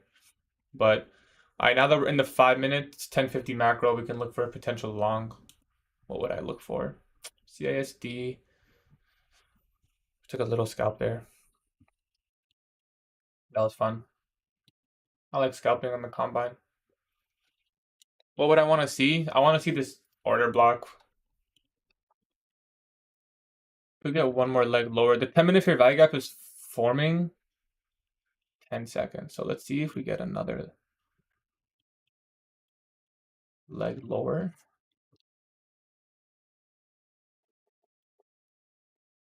10-minute fair value gap right there. So let's see. Do we get the order block or do we get distribution lower to the 10-minute?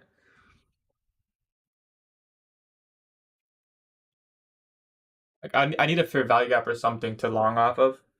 If we don't form that, I'll look for it to come back, take this low. ES does not really have a 10-minute fair value gap. So it doesn't need to go any lower. Yeah, if we get the 1-minute fair value gap here, I'll take the long.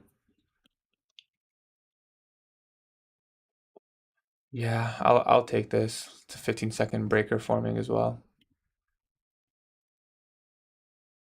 Oh, didn't close yet. We might go to the 10-minute. Didn't close bullish. There's a 1-minute fair value gap right there as well.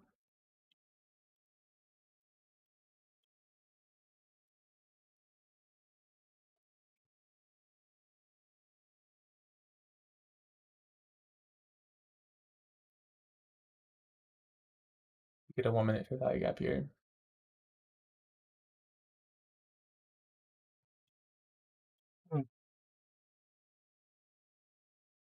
I'll take a 15-second fair value gap actually. If we show displacement.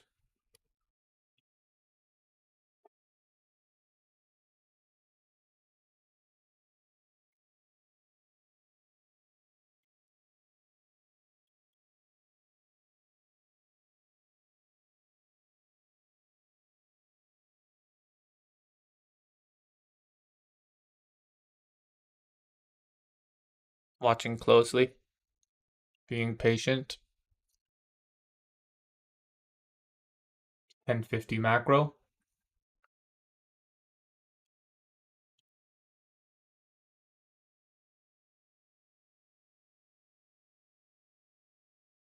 Takes the low into the 10. I might take this if we get, yeah, I might take this right here. I'm looking at the 15-second chart. I'm going to take this.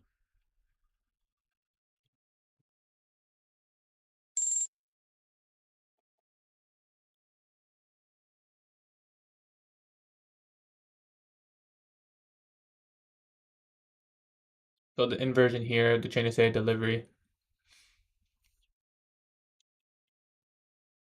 Not the best fill, to be honest. Not the best fill, actually. We might have rushed that, guys.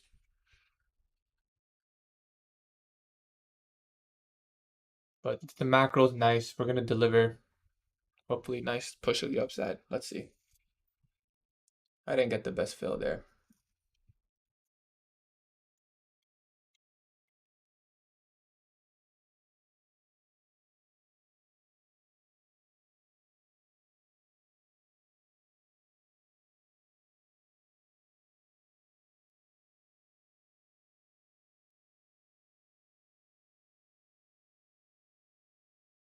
It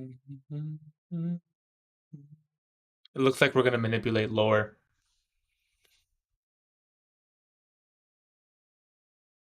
If I can get out break even, I might do it.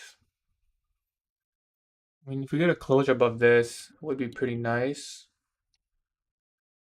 Yeah, I think there's gonna be one more. It looks like there's gonna be one more like manipulation leg lower. Yeah, it's coming. I feel it. I feel it. One more manipulation leg lower, maybe. We took out 15 seconds outside and accumulation. Left the relative equal highs. Potentially 15. I think it's too far. We're inside the macro. We have the 10-minute. I mean, we did tap into the 5-minute. Respected nicely so far. I would want to see us close above this candle. We kind of failed to do so. So it keeps giving me break-even opportunities, and I'm not taking them.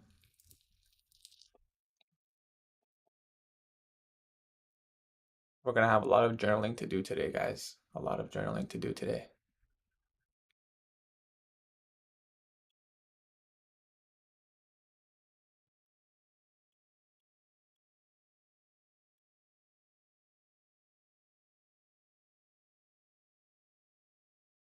I can already feel the emotion in this trade. Like, I took a bad trade, you know? This is just based off the last trade. Could manipulate lower. It's pretty far from the 10-minute fair value gap. 3 minutes. 5-minute looks good. 5-minute looks good.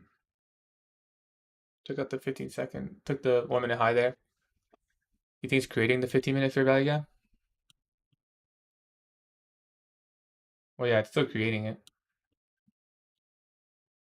I'm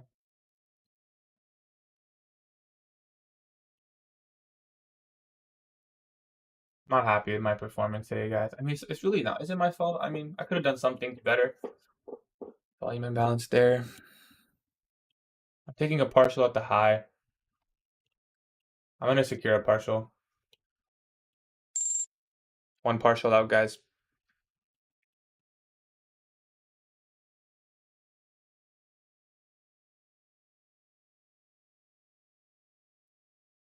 PO3 of the 11 candle. It's possible.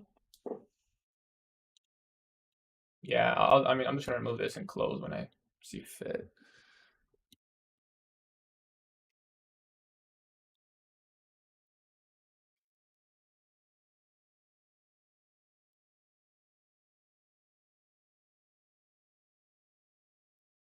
Your hourly fair value gap and dog 15-minute equal highs that just got taken. Right there. Might have to like almost break even this and just let it go. Because like, realistically, it's not a good fill. Stop loss should have been there. Could get expansion through launch. But the 50-minute fair value gap did form lower. So we kind of have to break even here. We don't have to.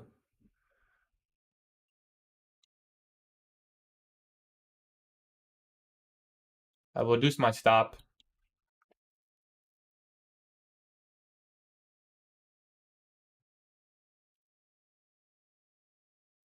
What exactly am I aiming for?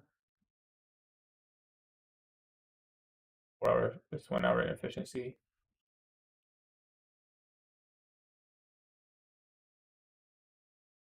The level we called out before stream, before trading was this high right here on the 4 hour, this balanced price range. We do have a breaker here now, so we can get away with a stop loss at the breaker. for now. Maybe we shouldn't even come back here, to be honest. I don't want to see this fair value gap hold price. So like I would probably close if it shows that it's gonna close below there. We tapped into the 1 minute on ES. That's nice.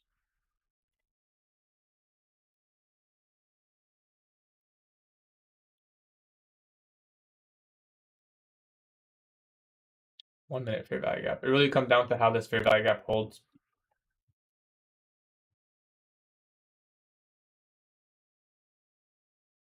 This one right here. ES is going a little lower. We formed the breaker. We just tapped into the breaker on ES. And Q looks more bullish. We have an SMT. Looks pretty good. Standard deviations of this leg, that's -1. We just hit 0.5. Almost at 0.5. I don't mind taking a partial there. I don't mind taking a partial at 0.5.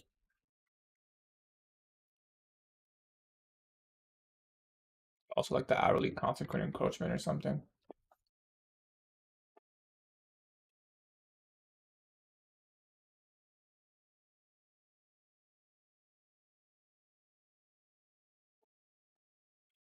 We could close it all right now and we'd be up on the day.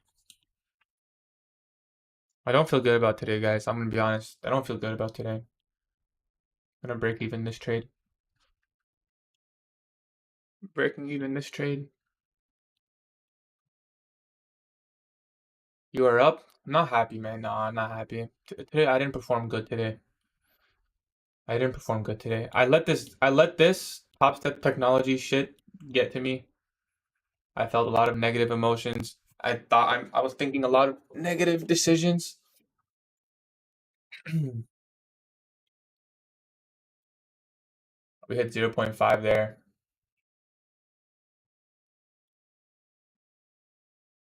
We're in loss, right? I'm gonna sell one here.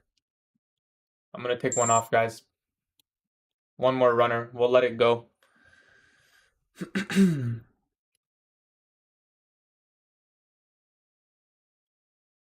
We have one runner, guys. So we secured two partials.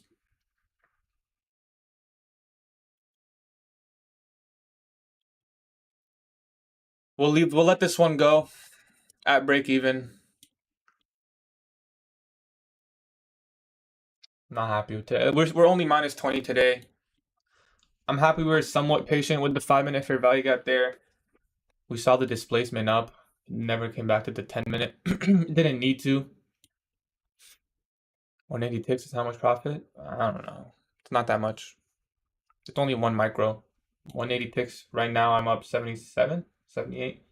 You can see the profit right there.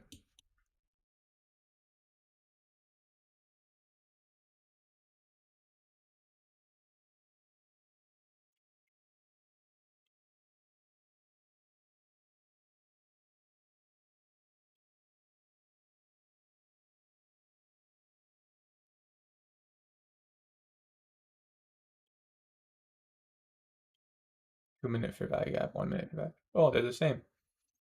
Breaker.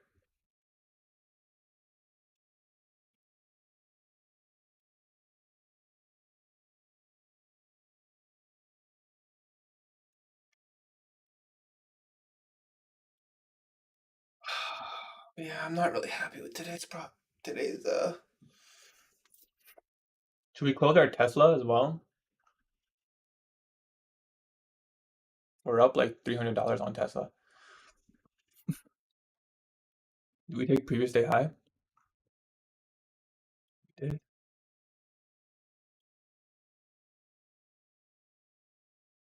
Looks like it's still expanding though. Lads, if you were on Tesla, would you take profit? I think I'd take my Tesla profits here.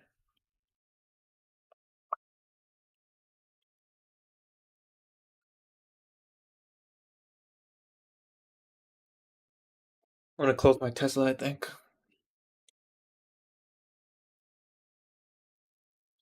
Am I being greedy?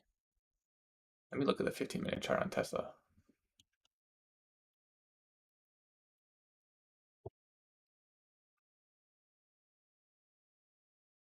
Top step manipulated. For real, bro. Top step manipulated. If you retrace to the 5-minute, this one forming.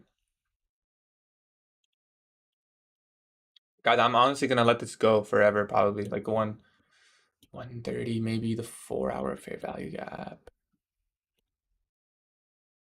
Almost at the 4-hour fair value gap.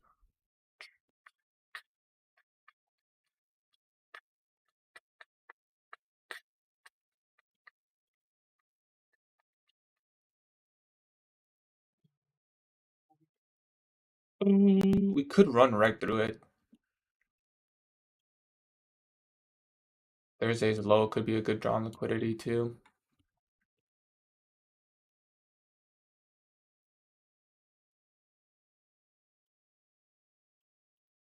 Your 4-hour fair value gap.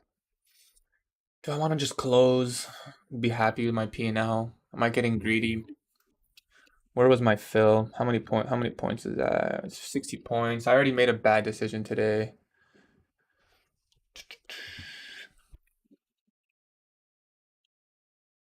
We'll trail our stop from here to here is what we're gonna do. This is how you profit max, right? So we're aiming for this level.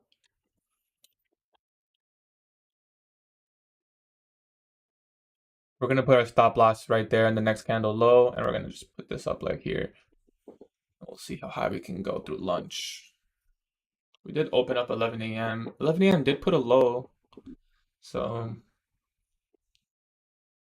I don't want to deal with any manipulation on our last runner. Just want to secure it.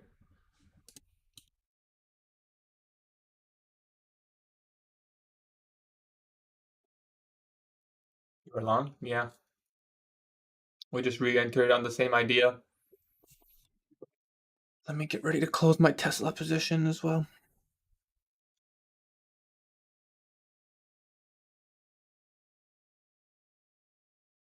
I close my Nvidia because I got a bad fill on Nvidia.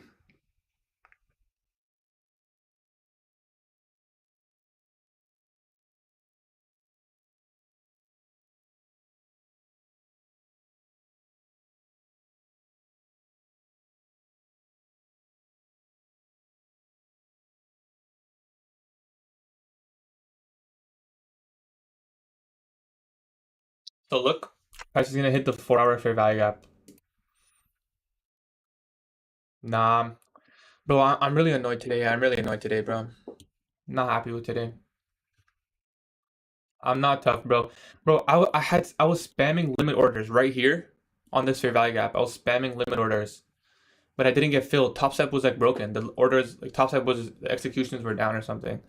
Then I took a bad entry here, got stopped out, and then I managed to catch second stage really nicely, but not happy. Like I got, started feeling some like negative emotions. I was gonna do some dumb shit. Like I was just annoyed that I didn't get filled there, Like I was getting annoyed.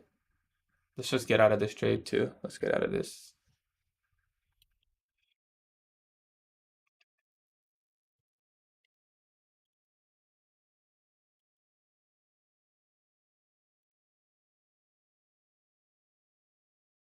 We're profit maxing right now.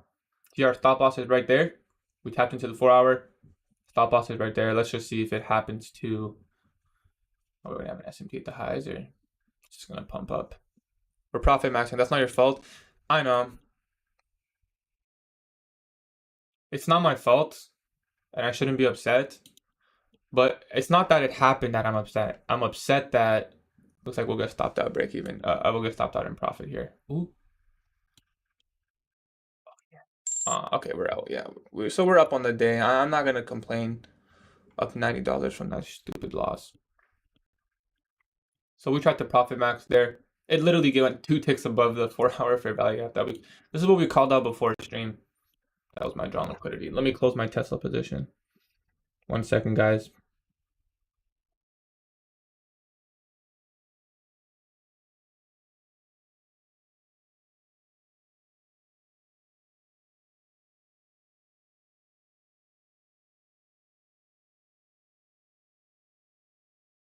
Closing my Tesla position.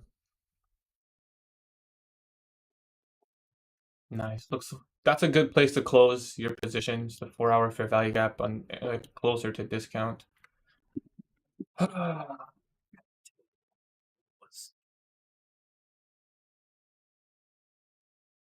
at that close, guys. What a close. I'd be so happy if this dumps now. I don't know. I'm not happy with today, though. Honestly, I'm not happy with today. I mean, we caught the macro nice.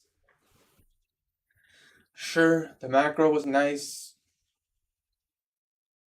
Took out the 11 a.m. low right there. So 11 a.m. candle looks like this right now. We have a 15-minute fair value gap below and this huge wick. So I didn't want to hold on to the trade on my runner there. There's a good chance it could have stopped me break even. So I just closed. If you guys SMT the 5-minute, that's not bad. It's not bad. You're right. We just tapped in there on ES. I'd expect NAS. Yeah, NAS would tap into. It's not bad. Still in the macro. I mean, the macro's over. I don't know. Me personally, I think that's a good TP level. So what did I enter off here? The inversion, chain of state of delivery. Let's put this in the journal. We're gonna have to journal all of this.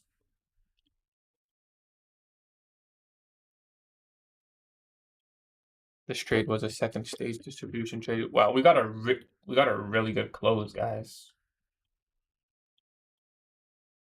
Talk about good close. We close at the perfect level. We use this little inversion. We closed perfectly, bruh. Closed our runner. Where did we get filled? Right here.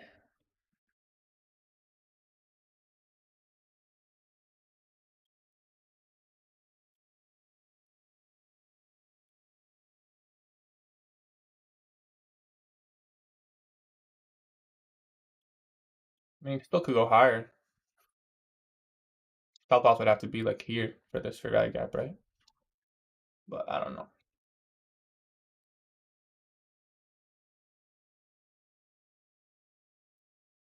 Still not happy with today's performance. Still not happy. Bro, you know what's sad, guys? By the way, that second trade we took, bro, our stop loss was right here. What is that, bro? We got stopped out by one candle, and then it literally went to full. I guess that's full TP. Realistically, I probably still have one runner because I could have had a nice break even over here. But like, why does shit happen to me, bro? Bro, this shit. I don't know. Maybe I'm just overthinking it. Bro, I feel like I don't know who watches me trade. I don't know who's here every day. But genuinely, I feel like I have to I feel like there's an extra mountain for me to climb. Like, I don't know. Like, I feel like this shit happens to me all the time, bro. Like, the top step shit, and then this. Like, imagine this, guys. Like, imagine you were in a trade. You don't get filled because your broker is, like, broken. And then you take another trade to enter on the same idea. You get stopped out by, what is that, bro? Like, what is that? 5 points. Okay, I guess it's pretty volatile. It looks like a lot less. I guess 5 points is pretty significant. But we literally got stopped out by this little wick. And then it goes to full TP1, like we called out 4 hours for value gap low, and then TP2, the other for this would have been probably, I might have considered full closing there, because bro, how many points was that move? 200, yeah, it's fucking shit. It's annoying, bro. And then it's the emotions I felt. The reason I'm annoyed, guys, is not that that happened. I don't care that that happened. It's the emotions. I hate getting my emotions rattled. So we're definitely going to talk about that.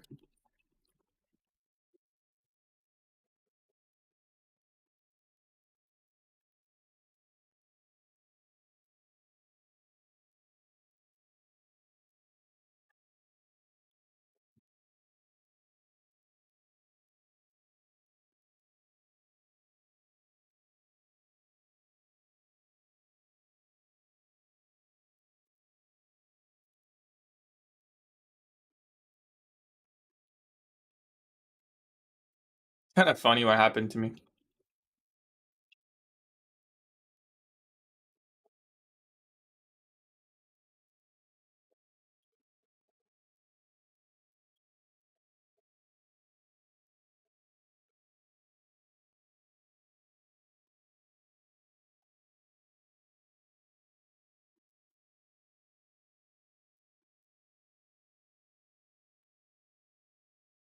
Let's trade another? Absolutely not, bro. 2 trades my max. I don't do more than 2, especially after I win my second one. And it's 11-13 now. I can't even tell you what's going to happen, to be honest.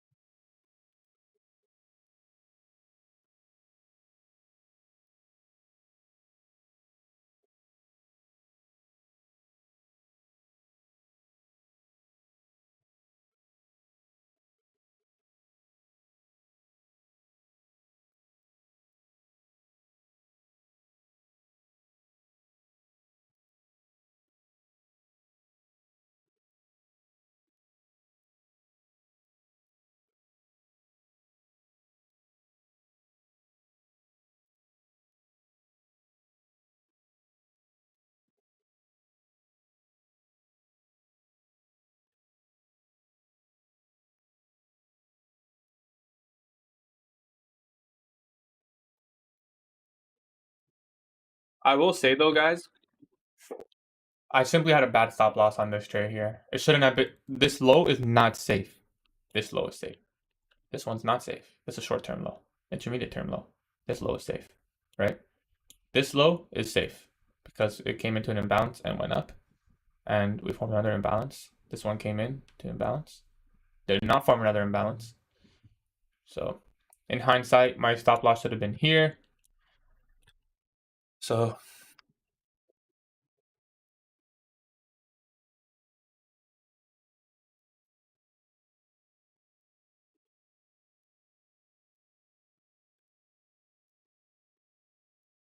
let's just be glad we survived and we didn't go overboard and just start risking everything, trading every single candle fluctuation, which I've done many times before. So let's just be glad with that.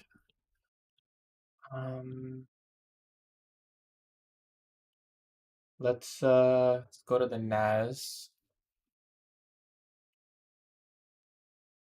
and let's mark out the trades that we took. So this was your raid. Denver stop copy trading. I mean, you can if you want. It's not in the long run. It's not going to work out for you most likely. You see another pullback entry long. It's hard with lunch. I don't study lunch that much. Do I think it's going to be a straight buy day? Possibly. Gaddy won't be here forever. Yeah, I mean, ideally, you just learn how to trade on your own. How much Tesla profits did I close there?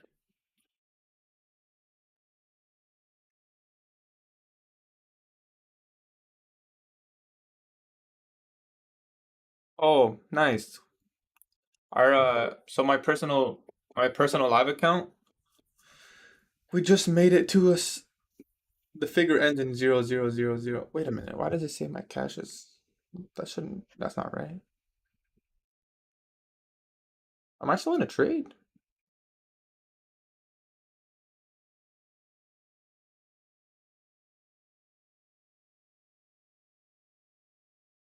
Yeah, I got my Tesla filled really nicely. It's like 20, oh, I went to 2021. 21. I wasn't gonna grade there. Take my Tesla profits and get out. Yeah, I don't know. Do I see another pullback entry long? Yeah, not now though. Most likely it would form in PM in my opinion. Cause well, what are you gonna aim for? What are you aiming for? You know? I don't know. I feel like the market wants to engineer some liquidity again and kind of repeat that whole cycle we just went through. That's how I see it, at least. We also didn't inverse this. Like we literally traded to the exact place I said, and I was like, I would expect it to come here, right there. It's beautiful. What's up, Trey? Trey, I saw your message last second yesterday. What's up, fam? We're up on the day, but I'm not happy, bro. Not happy today, I'm gonna be honest.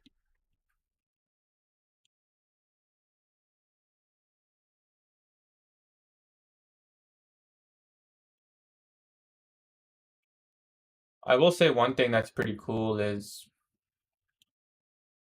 so we shorted into the where's executions? Oh, we shorted into the 5 minute fair value gap. So where is that? Right here. We shorted into the 5 minute fair value gap and then we bought it back. Can't believe it didn't go out. Yeah, I mean it's possible they get taken, but today, man, yeah, that's at 219. Looks like we closed a pretty decent level. Oh shoot, let me.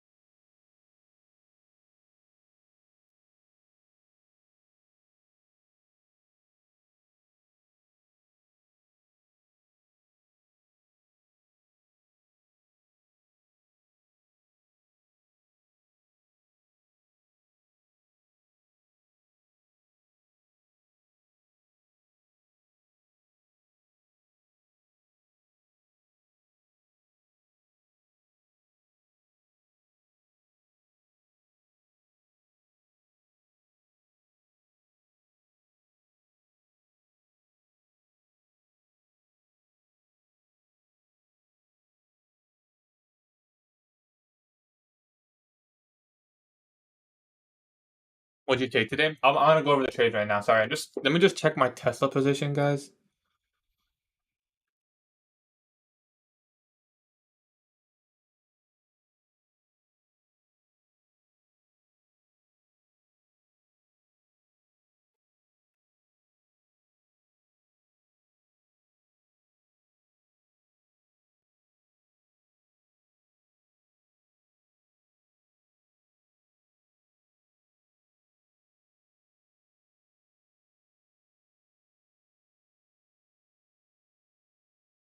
I'm gonna show you guys. I'm just checking my portfolio because it's saying I closed the position, but it's saying the cash didn't go in my account. I just want to make sure I have.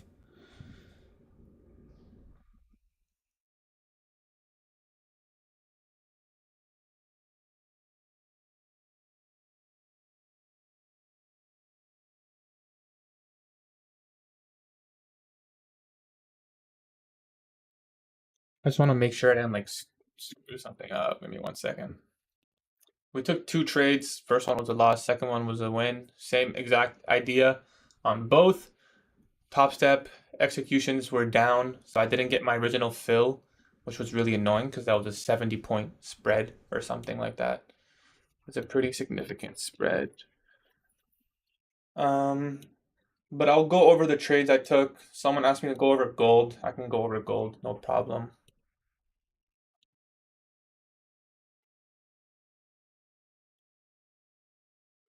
Well, let me just check my personal account and see if the funds actually made it through. Bullish S&P, you done? Yeah, I'm done trading, but I'm more happy to see what's gonna happen here. Bullish S&P, 48 low. EDS tap into the 10 minute? No, just left liquidity. Okay, I mean it's possible. Not bad, good shit. I mean, yeah, if I didn't get destroyed on that, um, it's just stupid top step, bro. That's never happened before. I'm not gonna complain. Okay, so it says the cash is in my account, so it's fine. We made it to a nice solid 000 number. Nice. Okay, so we're good on that. So Tesla positions closed. My fund and finish ever denied payouts. If you follow the rules, they will not deny your payouts, my brother. Neither will Apex, neither will Top Step. Apex looks a little scammy lately, but it's all propaganda.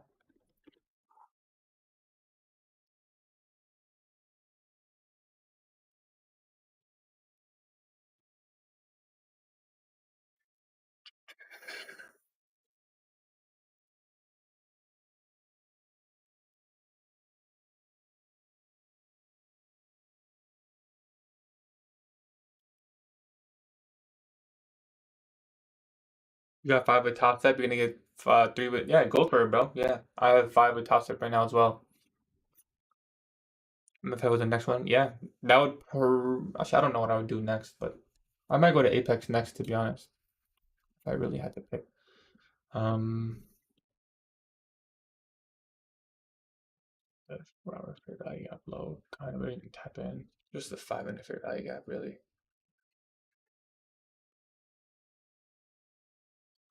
Entry PD Ray. That second trade we took, we entered on the OB, right?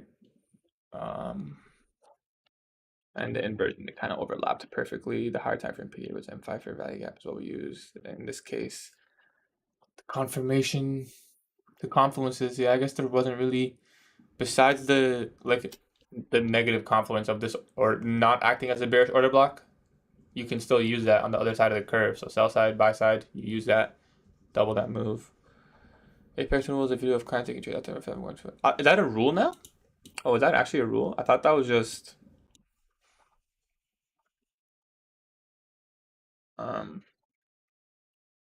I didn't realize that was a rule.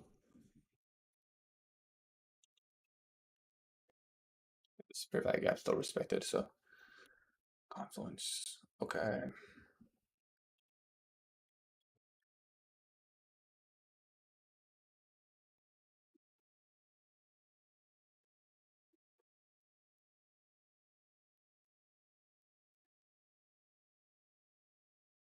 Damn, I didn't know that was a rule. That's crazy. That is crazy. Observations on this trade. Little drawdown, OB plus. Played nice. And the macro delivered very nicely. Lessons for this trade, not really. Besides the emotions. None. We TP'd well. We managed the trade well. Right? Reduced stop loss. We partialed. It's good. That's good. That was a good second trade. Nothing really much to say about that one.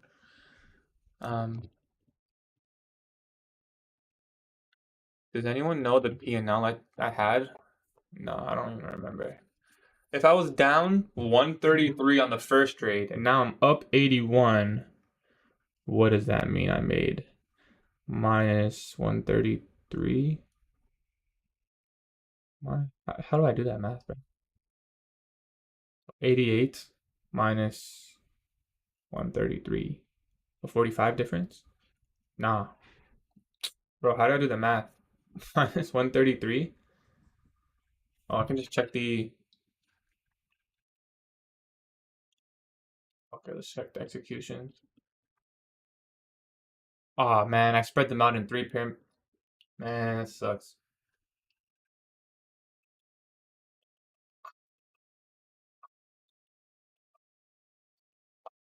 Bro, how do you check? I know there's a way. They filled, and I saw all the accounts took the trade. I don't know. I was at minus 133. Oh, just do plus 133. So 133 plus 81. So 214. Okay. And the original risk on that trade. So I entered here. Stop loss was like, really, it was like, should have been right here. So the original risk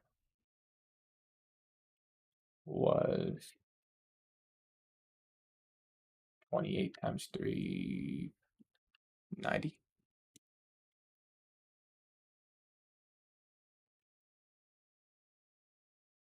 A little less than 90 minus 80. Okay.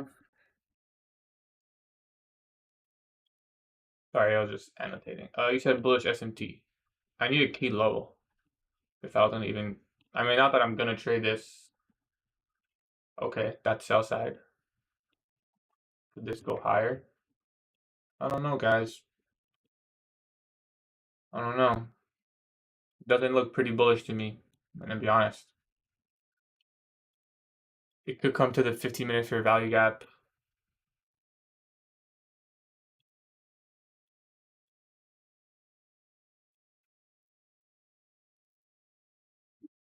mean, there's the order block. You could, hypothetically, but the 15-minute fair value gap is there. Fair value gap is going to form in 1 minute. So I definitely think it's going to go lower. Yeah, maybe to the 15. And then from there, it's possible it goes higher. You have to see if it forms. We're still engineering some liquidity, like I said, yeah. We got out at a really good spot. We literally got out at the perfect spot.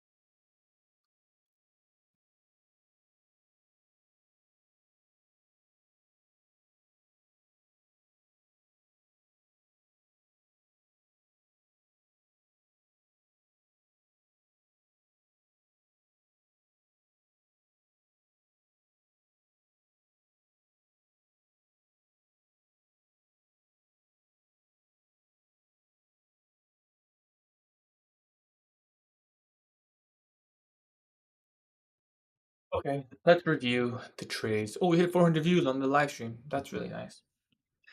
So let's review.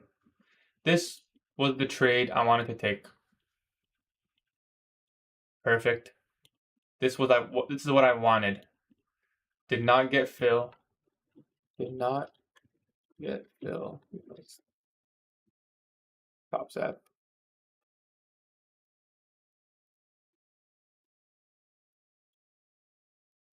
So here did not get fill.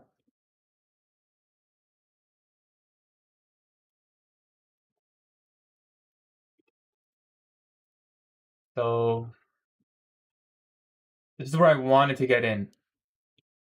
This was the original trade or entry idea, right? I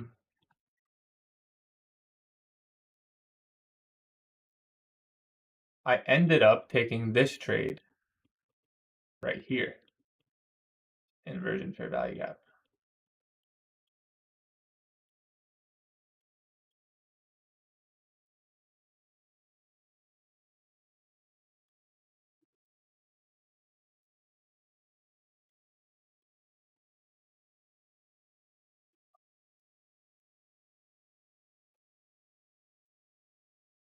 Yeah, I wouldn't look for longs now because it's likely to retrace lower or just straight out like that move up was a retracement. Either way, it's not the best.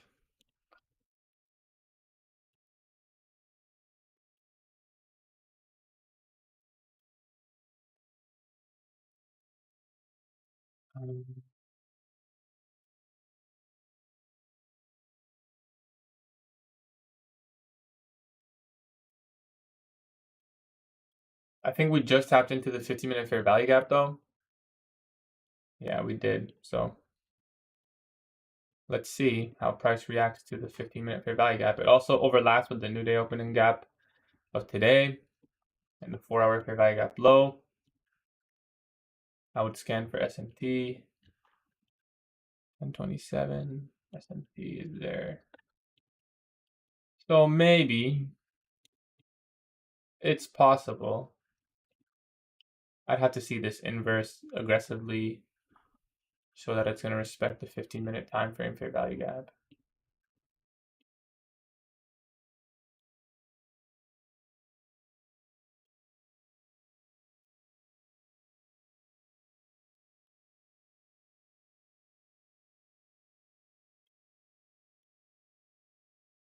Sorry, I like to be very thorough with my annotations for my journal. Because sometimes I look at my journal, I'm like, wait, what the hell did I just do?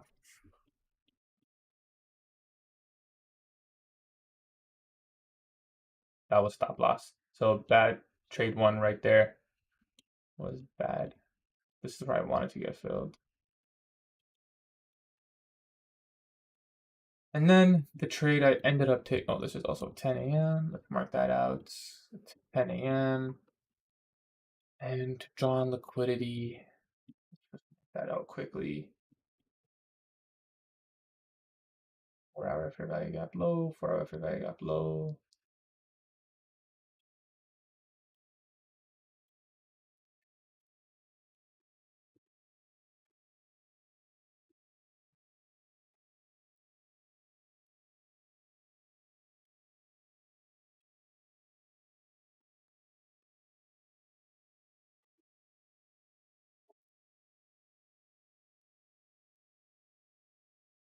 Then your TP2 was these, right? Those equal lows we talked about, equal highs. M15 equal highs plus H1 Civi. So that's what we were aiming for on the longs. That's where we took our second close. So partial 1, 2, 3.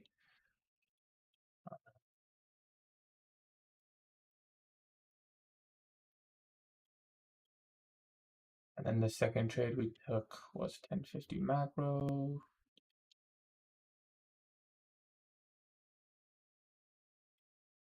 Took this order block.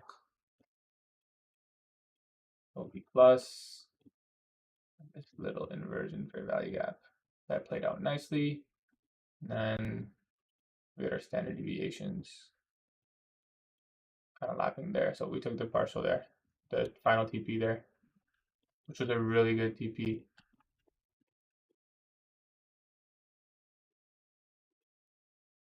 $11.06. So $11.06.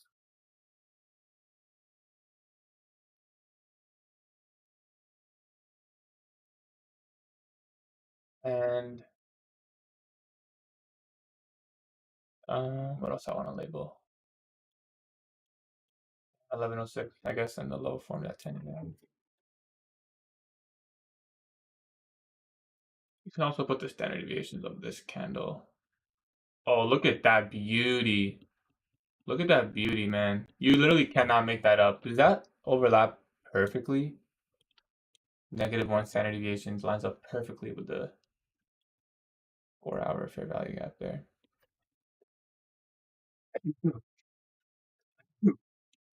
This is all going in my journal.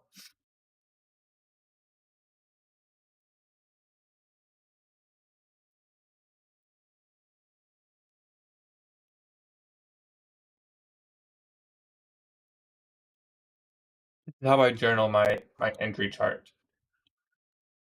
So that's everything.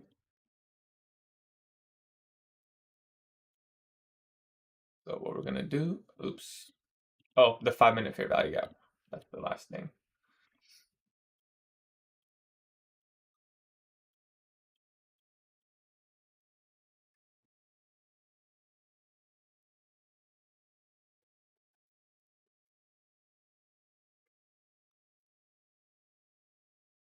We got a little inversion 1-minute fair value gap there. It could go higher.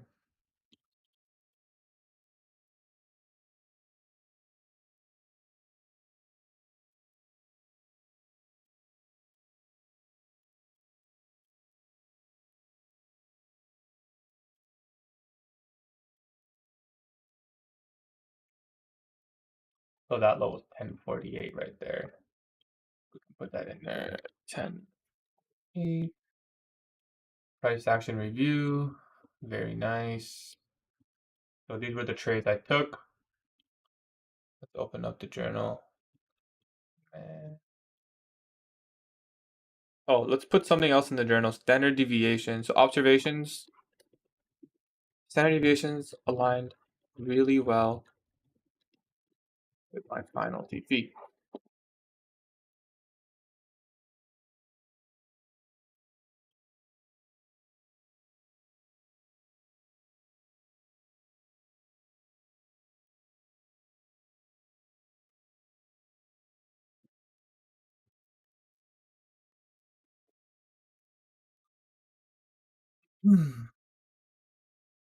Now we can, let's remove some of this stuff. 1106, 1048, 1050 macro.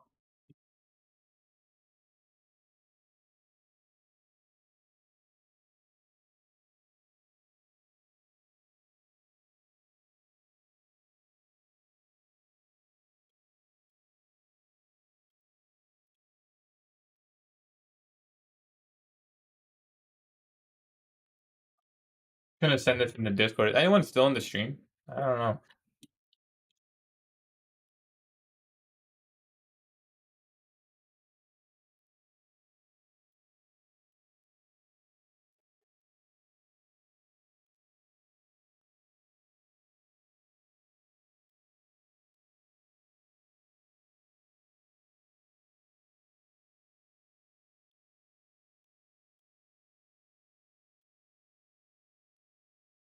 I believe there's an SMT here, right? If I'm not mistaken.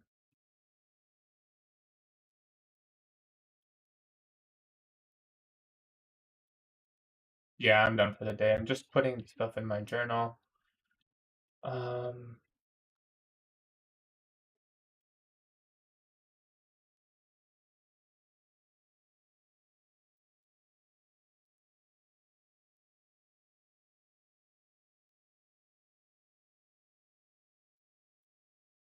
So I'll send this in the Discord if anyone wants to see, right? You should always put this kind of stuff in your journal.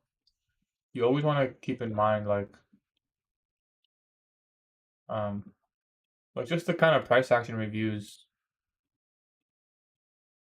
that you like, you learn from.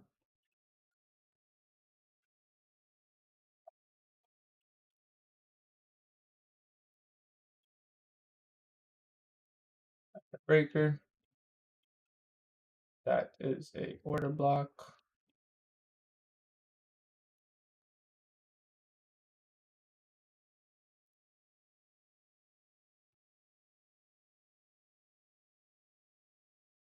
Not sure there's a pullback long. Yeah, I don't know. It's a bad time. It's not a good time for the market to go up.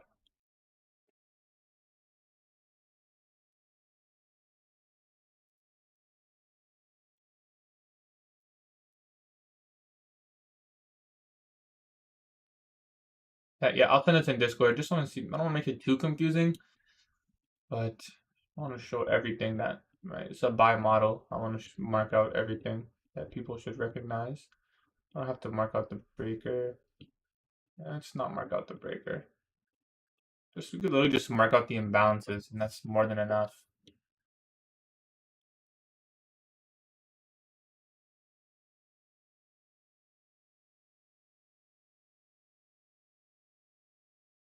We could mark out the old order block, I guess.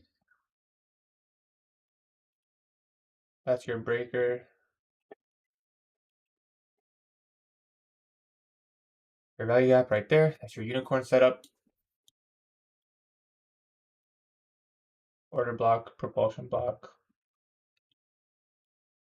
150 macro. Came in, down, took out the sell side. Short term, inversion. That's your order block. Rallied up. One more order block before the finale. 1106 TP. The 4-hour fair value gap low, which overlines with the -1 standard deviations. So all we did, wow, what's crazy? So this candle right here, 139, all we did was move this 1 minute candle. All this was just flipping this to that side. That's funny. Quite funny.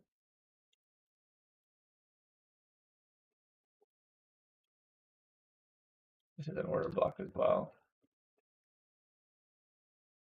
High, low, low, high, low,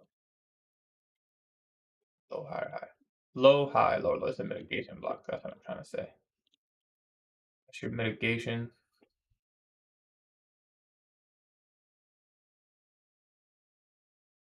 Yeah, pretty nice delivery. Pretty nice delivery.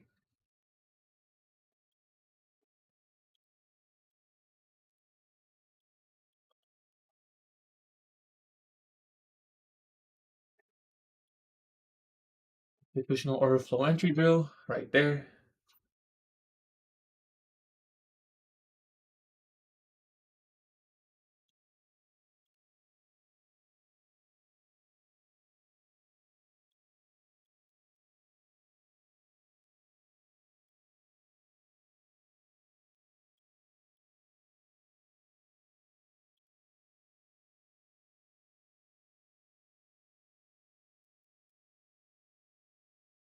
I'll post this in the Discord.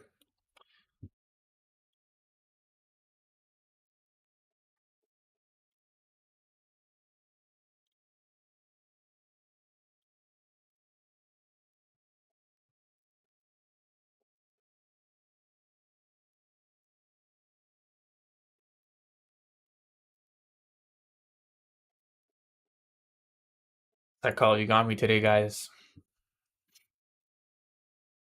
Psychology got me today.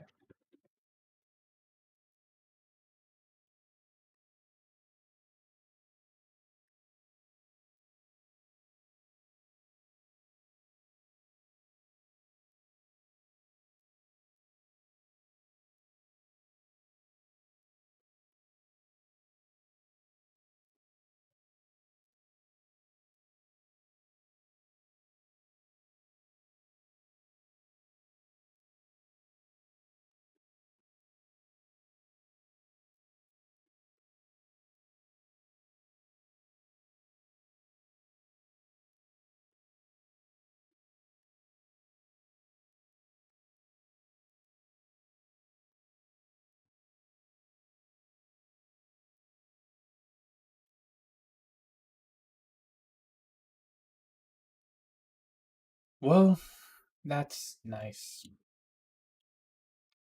So I'll show you guys the journal quickly. So that's it for today. No more trades. Let's quickly take a picture of the economic calendar because I love to journal that too. Tomorrow we might trade. I don't know yet, to be honest, because it's pre-NFP, but there is a lot of red folder news, so we could see some nice movement, to be honest. Could be very dangerous though. You always want to be cautious.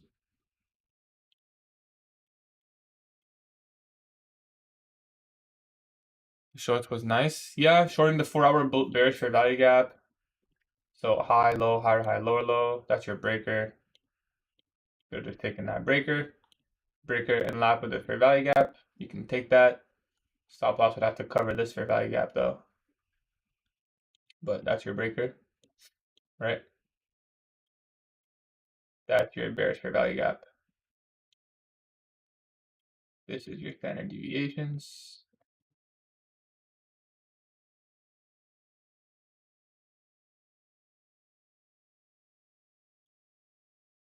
I would aim for low-hanging fruit on that personally, but yeah, it is what it is.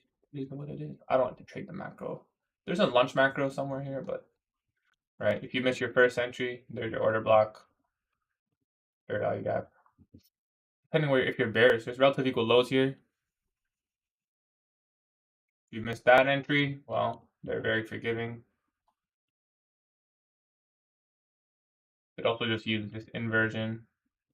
As soon as we inverse, came back up. Where can we come up to? This fair value gap. There's a lot of things you could use to get in a trade like this.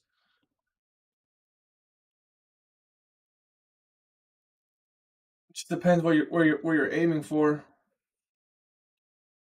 1 hour immediate rebalance there. So no 1 hour bullish fair value gap formed.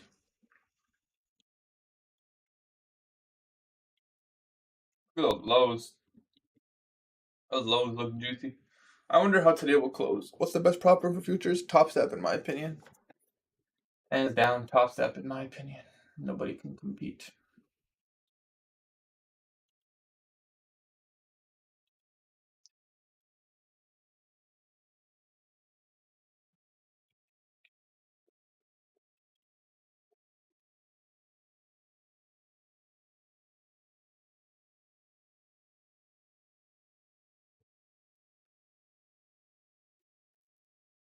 So let's quickly go over the journal. This was trade one. We lost 133. We were looking at the 15-minute bullish. Let's just use the 15-minute bullish. M15 Bissy. Wait, M15 Bissy. We didn't use M15 Bissy on the trade, did we? No, we used the sell side. London lows or pre-market lows. Oh, this was the SMG. Pre-market low. So sell side. Take care, brother. Apex will jump you through hoops to get paid. Stick with top step. I really like top step. Just price. Oh, of course, time and price, bro. Price, time first. Really, all you need is time. Price is just knowing when to get in, based on time. Sell side pre-market. So what do I have here? 15-minute low. What low did we? Time is everything, bro. Without time, 1 hour swing low. 1 hour sell side. I'll just say sell side.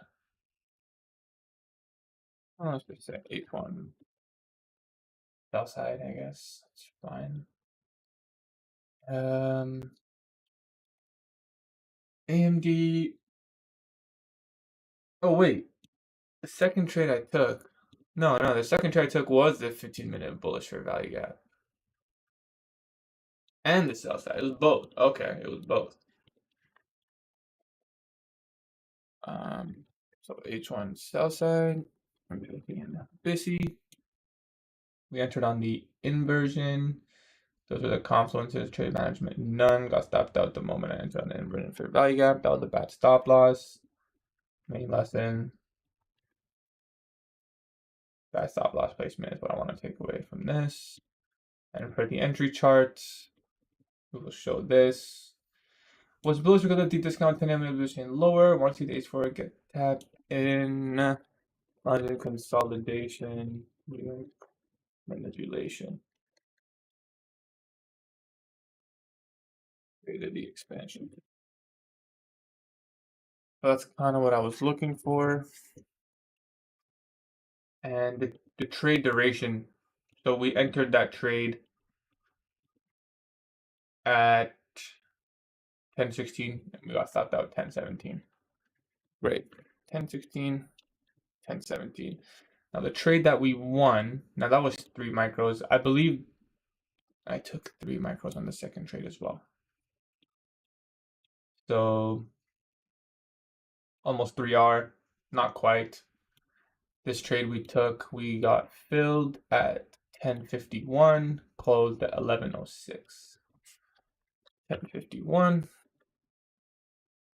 11:06. Was never higher through the target continuation trade. Use M550, OB plus FEG converses, FEG reduced. Oh, this trade had an SMT, or nice if we did that. So macro reduced stop loss, partials taken. Little drawdown, we played nice. Let me just that's not really nice. My final TP. Nice entry chart. No really lessons there. Second partial could have been a little better, but I'm not gonna put that in my journal because I don't wanna take worse partials. I want to just make sure I'm securing some type of partials at some logical levels. I need to work on partialing. I don't pay myself enough. Seems like we got a good close on Tesla too.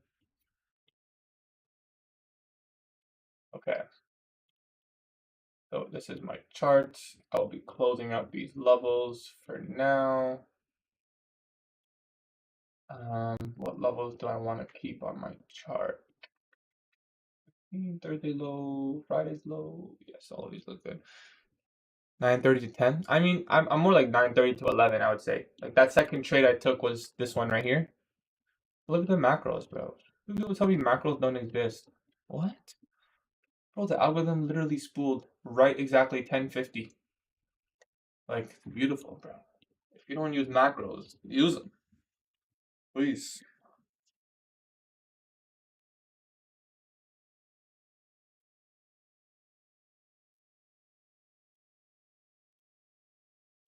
So I'll post my journal like I always do in the Discord. Too zoomed in, I can't see.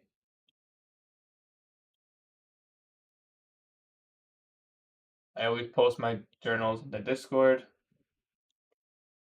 Literally can't get any more transparent than this. I literally show my entire journal too.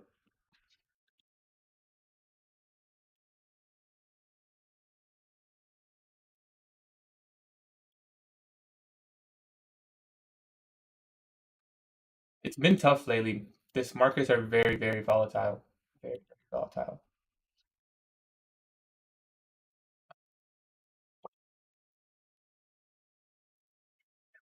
Put that in there. We can delete all this now. Nice. The only thing I have to do is come back and journal the PM session.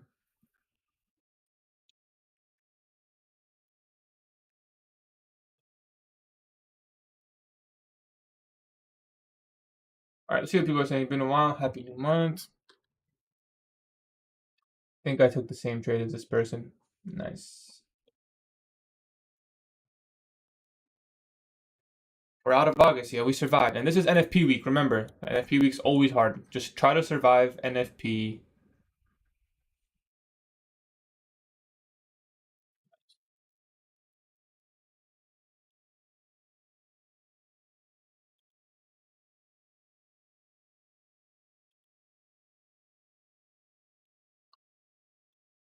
Thank you, brother.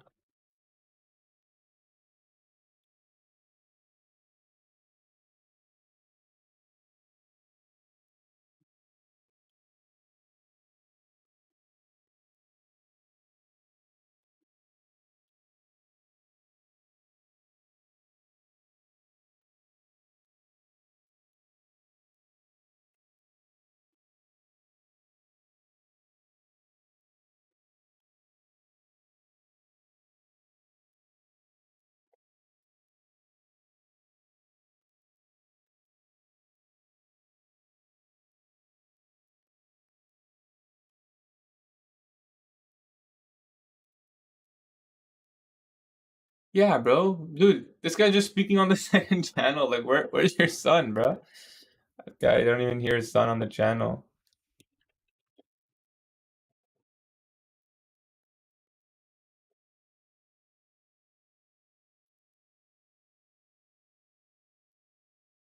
I mean, I've heard his son talk before. He said he'll like post his trades and shit. But I don't know. ICT, man. For someone who has really good concepts that make a lot of freaking sense, he's very suspicious, bro. He's a suspicious person. You can't lie. He's suspicious. Like, he's just so suspicious, bro.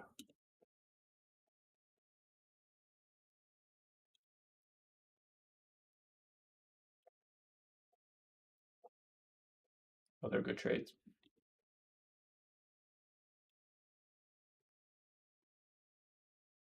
He's very suspicious, bro. I don't know. He's still saying he's gonna win Robbins, so let's see. He's still saying he's gonna trade live on the 2024 mentorship, but I feel like he could just say that to continuously milk people. Like, why is he so sus? Did he stream today? He did stream.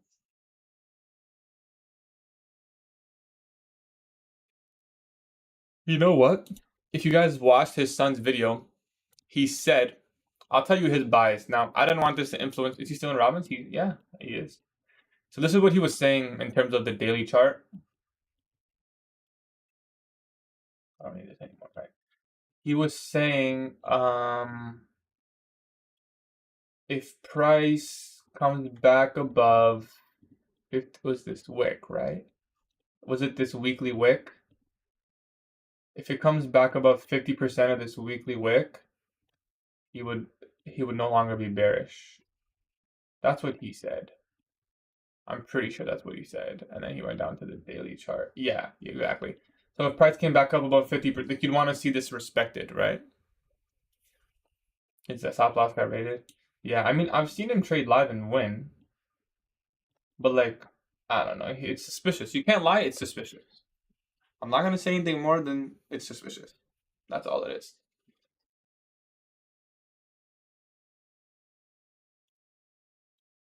Like, why is he so suspicious? Like, I don't know. He's just, it's not just me, man. It is suspicious. Anyway, he's saying his price came back up 50%. So he gave out those levels. He marked out this order block.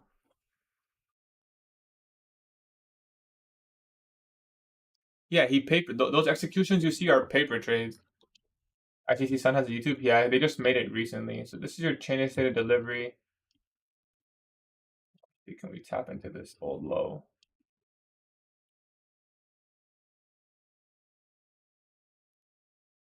Order block on the daily chart. But yeah, that's your chain of state of delivery. We have the SMT highs here.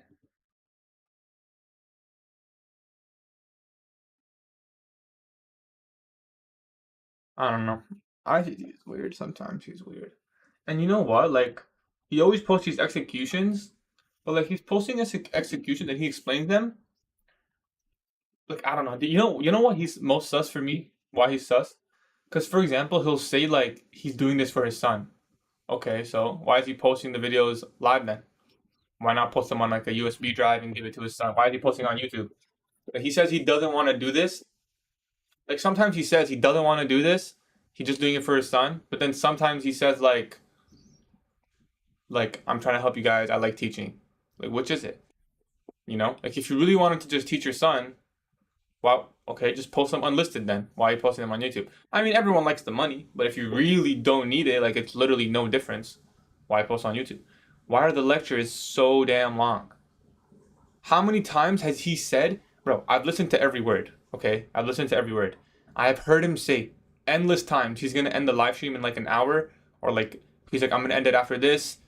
One time it was literally 1 hour, 30 minutes, and he's like, yo, I'm gonna end the live stream after this part. And he went on for 3.5 more hours, bro. Like, bro, what is that? How does that happen? Like, I swear you have to be milking, right? There's no way. There's no way. Like, how many times is it's gonna be 1 hour and then it's always like 4? I mean, I'm not complaining because it's valuable inside information. I'm just saying, like, suspicious. We're below bro Dow dealing range.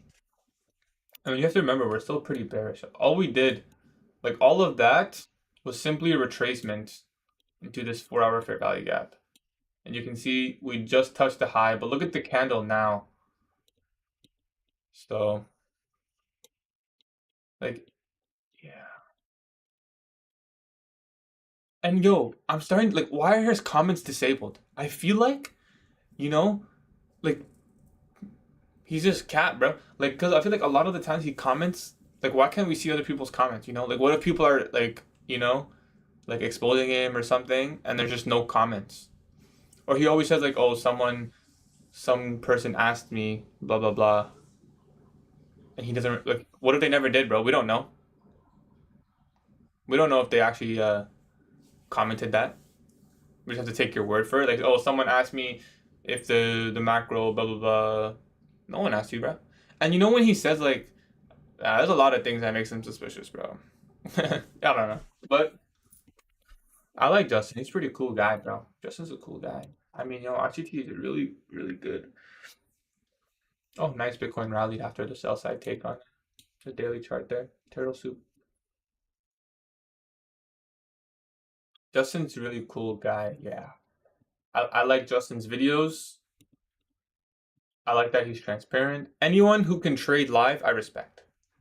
If you're gonna sell something to other people and you don't trade live, in my opinion, it's just kind of scammy, bro. It's just a little bit scammy because you can't really trust.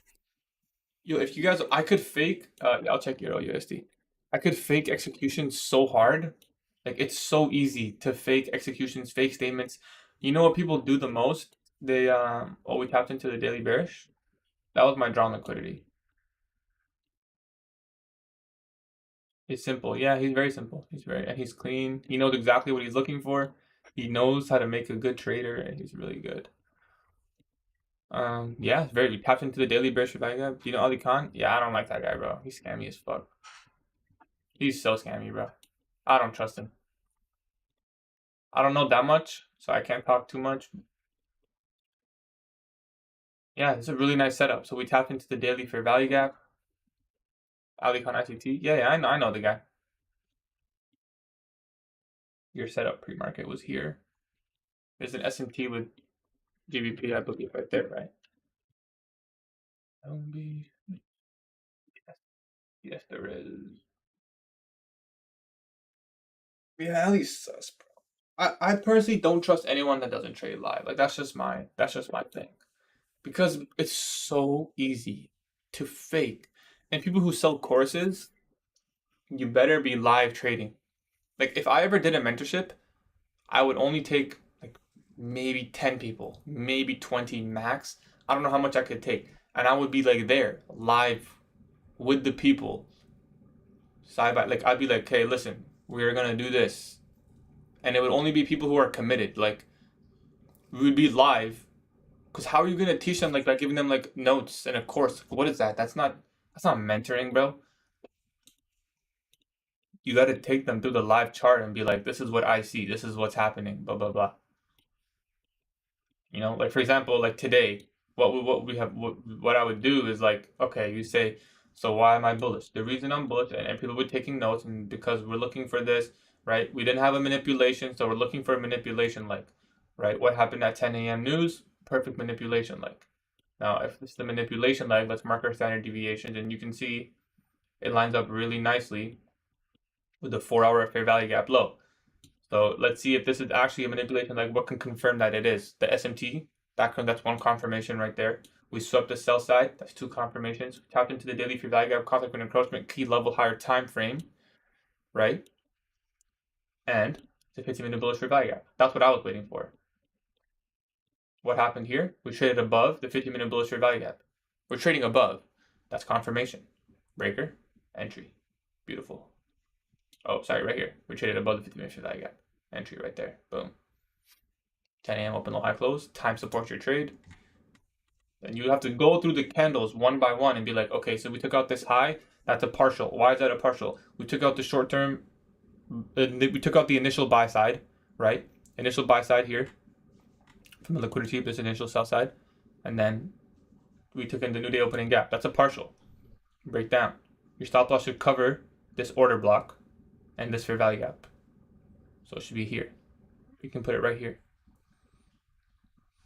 So you gotta like go through that stuff with people, not just be like, bro, people who say shit like, oh, this one ICT strategy. Well, bro, shut up. You're never gonna be profitable with that. Never, ever.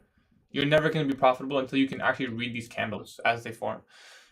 You think it becomes the end diagram 28? Tell me the beginner, what should I learn in trading? Where are you at right now? Have you watched any ICT videos? You said August 28 end dog? All the way up here? Yeah, it's possible. Like those relative equal highs on the daily chart, where are they? These right here, the daily equal highs are really clean. That's a lot of movement though. Yesterday's move was unexpected. In my opinion, very manipulated. There was no retracement. They just kept dumping and dumping and dumping. And if you clicked sell at any point yesterday, you would have been profitable. How do you stop closing trades break even? Take partials, don't close break even. I make the same mistake. And the only reason I'm learning from that mistake is from ICT's mentorship. I listened to one of those I listened to every word he said. He had a really good lecture on taking partials and paying yourself. Take the partial, man. You're up 50 points, take a partial. You're up halfway to your target, take a partial. You caught one R, fuck it, take a partial. Take it, pay yourself. Who cares? Who cares, bro? You made money. Who cares if it doesn't go to your final target, or who cares? You made money. You can watch it. You know? You can watch price go down. You can watch it go to your target, that's fine. You don't have to be a part of the perfect move. The quicker you take a partial, the quicker and the better chance you can avoid a mistake, right? Just close in profits. No one, like, it's profits, you know? You just got to learn when to take partials. I got stuck. So, your model, so let's assume you know how do I explain this? What you need to know before you start trading. You need to know where is price likely to go. To confirm, why should it go there? And to trade, when should it go there? And 4, how it will get there. And this is based on probability and time. Well, if you know when, then it's probability, right? This is really all you need. Where is price likely to go? Well, what did I say the first thing we started stream? I think because we're in a deep discount and we manipulated lower, I was looking at this. At a minimum, I will admit, I said at a minimum, this 4-hour fair value gap. That's low-hanging fruit. That's like the bare minimum. If price doesn't retrace into here, I would be very surprised. because we're very, very deep in a discount, I'd expect some type of retracement. Even if we're going to continue lower, it would be at least from here, right? Now there is another huge imbalance right here. I wouldn't be surprised if they came out here, and this is a really nice level. Why? Because there's 15-minute equal highs resting above, at this level, and there's an hourly fair value gap as well. So that's why I was looking at that level. Now so like we have a reason to go higher. So that only covers where and why, right? Now we have to cover when. When should it go there? Well, look what's happened so far. We consolidated through London and Asia. We haven't had any manipulation. We have 10 a.m. red folder news, and we have 9:30 open. So 2 volatility injections. So if we're looking, so how is it going to get there? Ideally through a manipulation leg and then a distribution, because we've been accumulating. So you want to see a manipulation leg. So when can that manipulation leg happen? It could happen at 9:30. Did it happen at 9:30? No. Did it happen at 10? Yes. So 10, right? And then what was the last thing I said? What was the last thing? How are we going to get there? Yeah, so that's how we manipulated that low. Now, if you're really good at this, you can just turtle soup. You buy on the third candle open. So 1 candle, 2 candle, 3 candles, just buy on that open. You trust in it, go. So it doesn't really matter. Me personally, I wait for more confirmation. I don't like trading turtle soup, but how it'll get there? Well, this fair value gap. Now, this fair value gap could have failed, right? It easily, this could have just came down, stopped me, and then went up. Possible, very possible. But it's all about probability, right? I've seen it enough times where we have the manipulation leg, we have everything in line, the how, the why, the when, the where, and the how, which is how you're going to enter the market. Well, this fair value gap doesn't have to hold. What's stopping it from going down here, manipulating one more time and going up? That can happen. I would just re-enter again, right? That's literally what I did. I got stopped out here. All right, okay, so the idea is fine. I lost that trade, doesn't matter. The idea is still in play. It's not gonna it's a probability game at the end of the day when you enter, right? Not every single manipulation leg with that is gonna play out every time. It's about probabilities, right? You can get stopped out and still be. Anyways, I use top step. Accumulating today at this moment. Yeah, I mean it's lunch hour now, right? We've had a big move. Yeah, very choppy. 50 minutes sell side was taken. We could maybe a little staircase to up. Just keep engineering liquidity. Just equal lows. Maybe we took out the sell side actually. So I use top step. How many top step accounts do you have? Currently I have 3 funded.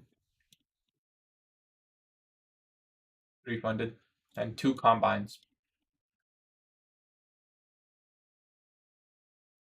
If I had 20K to burn, I would open up a live account with probably 5K or 10K. Probably 10K. Your 10K live account would be my minimum, because then I can risk 100 per trade. 100 to 200 probably I would do. So 1 to 2%. If I had an extra 20K, I would just use 10K account. The other 20K, I wouldn't put into account. I'd probably use the rest of the 20K to get like some Apex accounts to just get more. That's just me though. Someone said, can you do this on Euro? Sure, I can do it on Euro.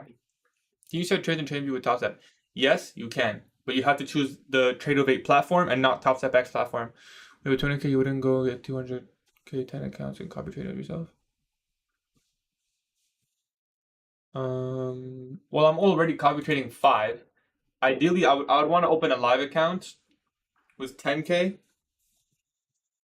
I'd probably put like 5K into my stock account, and then 5K. No, I wouldn't put 5K into my stock account. Take that back. I just put 10K. I would save 10K on getting accounts, like prop firm accounts. I already have 5 top step accounts, so let me get a payout with those before I get more. There's no point in getting more before I get a payout. It doesn't really make sense. And then I just put 10K in a live. A live is like the goal. I would love to just trade on a live, and I would do it at the same time, because why not? I would love to just trade on a live account, man. It's peaceful, right? If you have 10K on a live, you can risk 100. You can lose, like, you have so much room to work with. With prop firms, good person, you get there. Thank you, brother. Like with live accounts, if you have a 10K live account, you can literally risk 100 per trade. If you're averaging like 3R, it's like 300 to win, right? Yeah, no, but it's not about the thing about prop firms I don't like is they give you it's basically a 2,000 like if you get a 50K account. So guys, if you get a 50K account with TopStep, for example, or any prop firm for futures, you only have 2,000 drawdown. That's pretty shit. You're risking around 10% per trade. Like that's not good. It's very easy to blow that account, over the long run, in my opinion. Like you only have 2K, so unless you're trading literally one micro, but that's so bad. Like one micro, bro, I'm gonna be trading this for the next 3 years before I get a payout, let alone even get funded. Like one micro to make 2K, that's terrible. That's like, why am I trading one micro?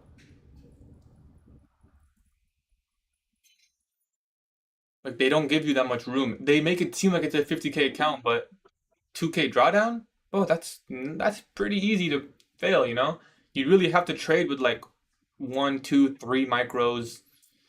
Um, and if you go on a losing streak to start, which happens, if you start off bad, which is fine, it doesn't mean you're a bad trader, but some people will lose their first couple of trades. You're shot, like you're screwed. You're not screwed, but like it sucks.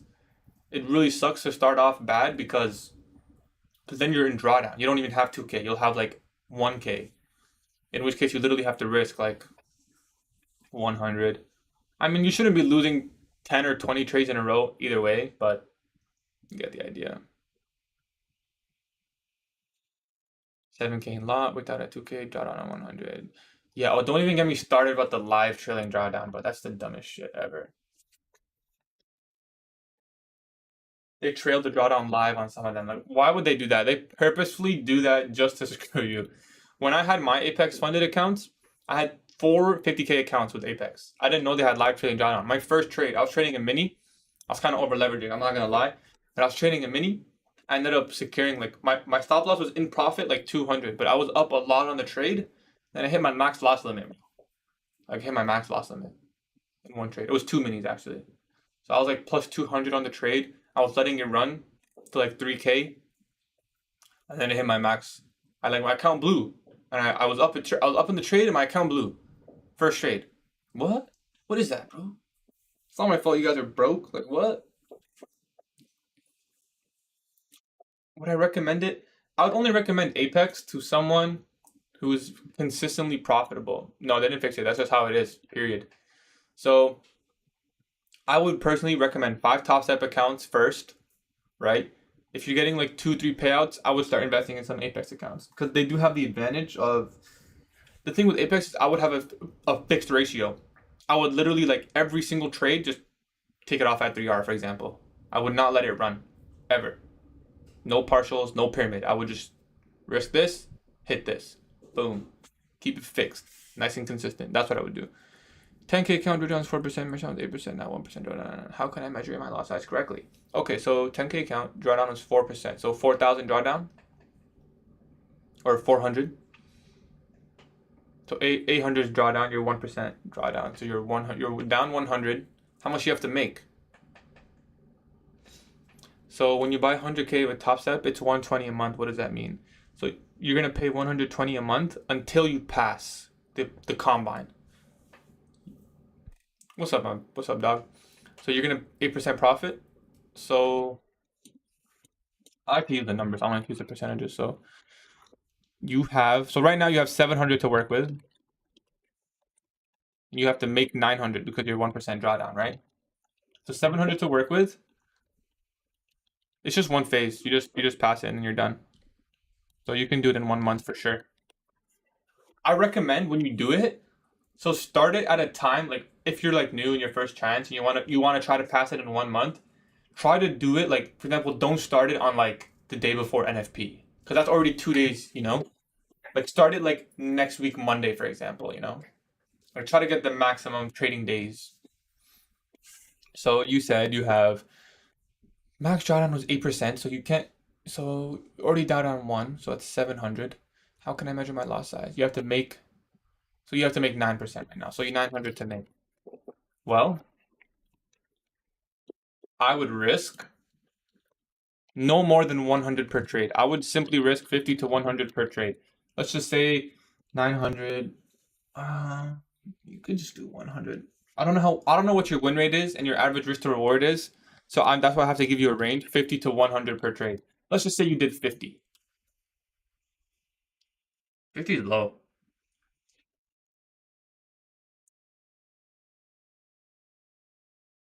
You're not patient enough. I know. I know. I used to do the same. Now I am because I don't want to blow my accounts. And I can just get unlucky. Like if I just lose a couple in a row with a mini, I just get screwed. Especially if you're taking 2 trades a day.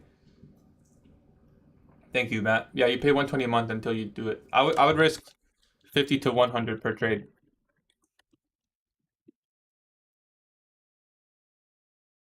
So let's say you did 100 and you're consistently profitable. Risk 100 per trade. You'd have, and assuming you get like 2R, you just have to win 4 trades in a row pretty much. So if you risk 100, win 4 trades in a row, you passed, right? That's if it's only 2R. You can get 2 3R trade, pass, but bro, maybe challenge pass would be very slow. With micros, you mean? So with micros, yeah. So if you're trying to pass it in 1 month, I would recommend if you're already profitable, risk more. But if you already know, because there's no point in wasting your time. You know you're gonna pass it if you go through the process of waiting and taking the micros, and if you know that's gonna happen, sure, you can just risk it. If you have the money, just trade one mini. Screw it. What y'all mean with micros, minis? So there's 2 types of futures contracts. There's micros and there's minis. So you see this up here? It says MNQ, that's a micro contract, and there's NQ, it's a mini contract. The difference is 10. 10 micros equals 1 mini. So you can risk less if you trade a micro. But yeah, as long as if it's your first one, just follow the plan because you can pass the account and you will still lose it if you don't have a good plan and learn how to follow it. So it really does not matter. Me personally, when I do a challenge, I'm from now on, I'd say I probably trade like 5 to 10 micros per trade.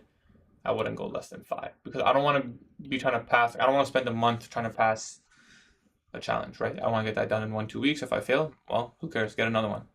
I still know my trading strategy. I still know how I'm going to trade with my funded, right? Which I'm doing less than 5 micros right now. I don't like risking a lot. I don't like risking a lot at all. I risk like 1 2 3 micros max per trade. If under the futures every time Binance deposit. I don't think so. Like they pay out with crypto. I don't think so, my brother. I don't think so. ES tapped the daily order block.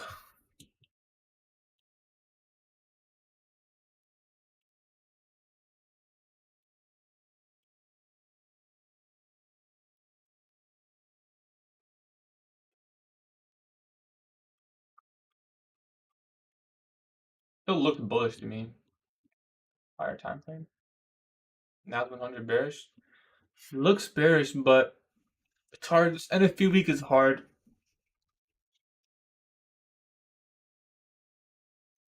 We need power hour to the upside. It's possible we pump, undo yesterday's move.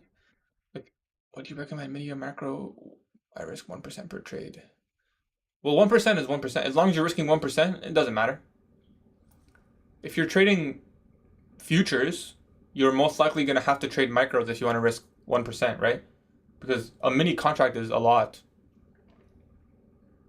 They don't have an app, yeah. Oh, it's so much easier if you're on mobile. You just want to trade the one. Yeah, you don't want to do micros. It gets complicated. You can just buy or sell one. As long as you know where your stop loss is, and I mean, you can adjust your model to that too, right? Like what you could do is, for example, don't put limit orders. You just wait for it to like exit, for example, and then you just take your TP. Like that's a not bad model. Like I've always thought about doing that. Like for example, see this fair value gap. Like you just wait for it to close above. Like for example, it came wick, lowered. Did it close above? No. So just wait. Boom. And then you start seeing this push up. You can maybe like expect it 15 seconds or something. I don't know. Here's what we've for micros and minis in a nutshell. Okay, you ready? I'm gonna teach you. Pay attention.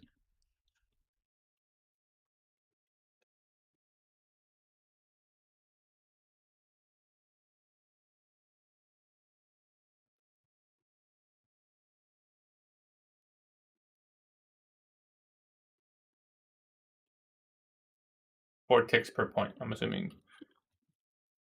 Yeah, we took 2 trades. Lost one, won one. We're up on the day. Not happy with my performance, to be honest. Could have been a lot better.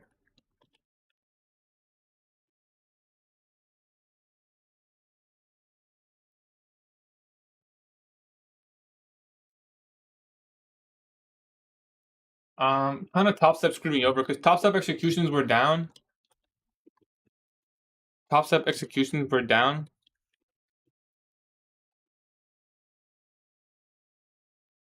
So I tried to get a fill at a certain level right here. I didn't get filled. It hit my TP1. I took a re-entry here, and then I got stopped out on that trade right there, which is annoying. So my original fill should have been right here. So 21 points back, and we lost out on 80 points TP. Well, it's just randomly. I don't know. It's never happened before. It was like a 5-minute outage or something. It was only Top Step X, I believe.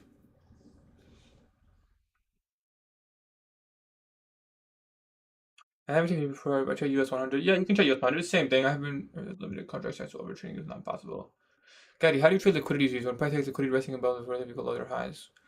You want to see a liquidity sweep before your trade, ideally, because if you can't see the liquidity sweeps happening, and if they're not in line with your bias, you're most likely going to be the liquidity yourself. So when I want to risk 2K and have 4-handle stop loss, I must risk 5 minis. A 4-handle stop loss is pretty much not possible, my brother.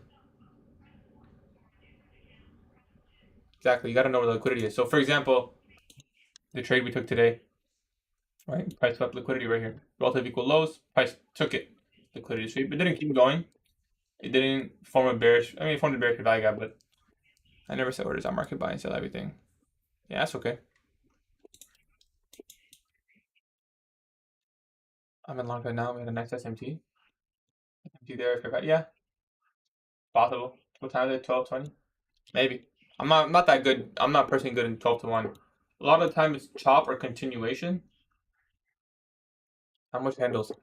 It depends, right? So like, for example, let's say it depends on your entry mechanism. If you were entering on this fair value gap, so you want to put your entry here, let's say, your stop loss would have to be at least here.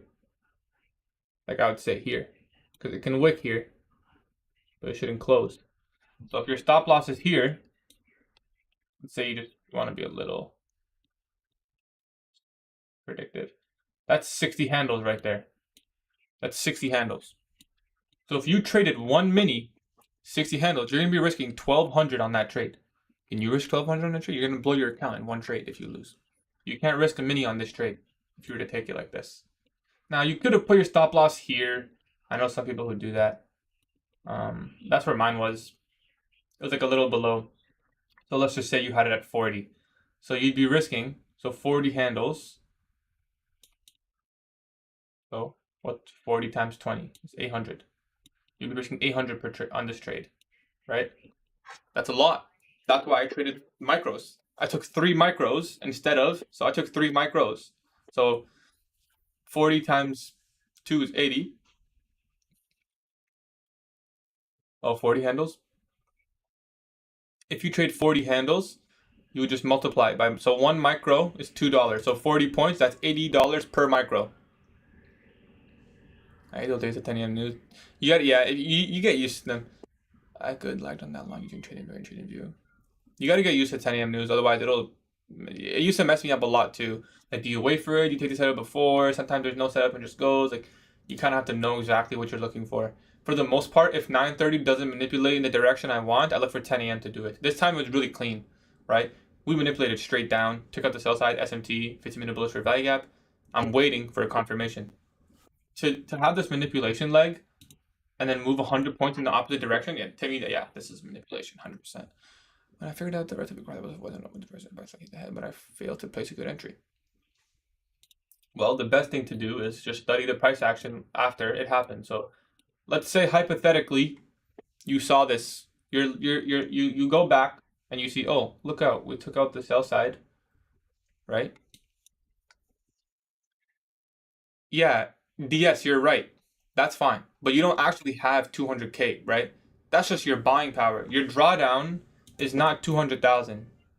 So if you have a 200,000 live account, sure, bro. Yeah, risk 2,000 per trade. That's perfect. That's perfect. That's what I would do, right? That's 1%. But you don't really have 200,000. You have whatever your drawdown was. And someone said, so you don't know which PD rate is the best confirmation. There's no best, right? Just pick one and study it the most. I use fair value gap the most. If you lose 4K, your chance to use the 200K is gone. Yeah, so if you lose 4,000, you lose your account on a 200K account. So you only really have 4,000 to work with. You just gotta pick your PD rate. So mark out the liquidity sweep. You have to have a narrative before, otherwise you won't catch it in time. I'm bullish already. I'm waiting for a liquidity sweep lower. So once this happens, liquidity sweep, stop rate, whatever you want to call it, I'm now waiting. Do I get confirmation that sellers were stopped out here and it's going to go into a buy program? Is there confirmation here? What do you see here? Me, the first thing I see is this fair value gap. That's the first thing I see. What happens when we go in? Do we close below? No. Respected. What happens as soon as we touch the fair value gap low? Next candle opens and we rally higher. Then what do we have here? Bullish fair value gap. That's what you would want to see. A bullish fair value gap forming up a bullish fair value gap. That's perfect. Right? Where did we trade to? Key level. You can take a partial there. Buy side right here. Relative equal highs. Key level. You can take a partial there. You can full close there if you want. Right?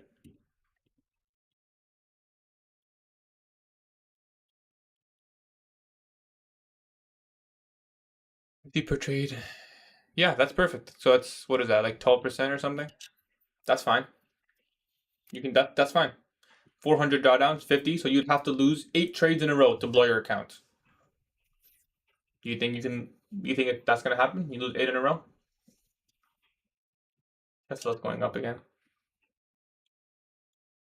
So if you're missing a lot of entries, that's a good thing. Right? Entry is the easiest part. If you're messing up your entry, yeah, that's the easiest part because all you have to do is 2 things. Go back and study what happened. Put it in your journal. Put it in your journal. Say, okay, so price took out the low, rallied aggressively right after taking the low. Right?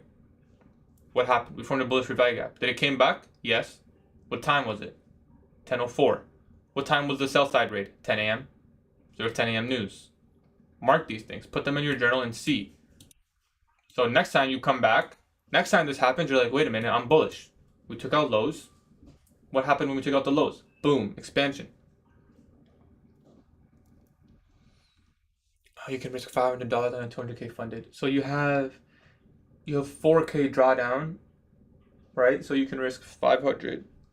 Yeah, you can risk, that'll be 8 trades. You have to ask yourself what's your win rate? If you're gonna win 1 in every 8 trades, well, that's too much then. If you win around 30%, 50%, yeah, you can risk 500. Depends on your risk to reward as well. Tesla's at a daily high.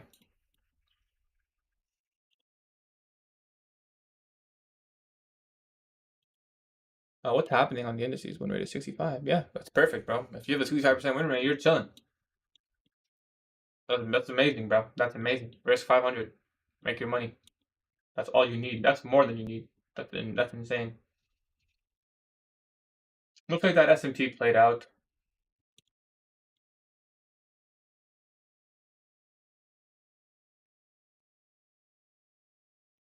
Tell me this is random, bro.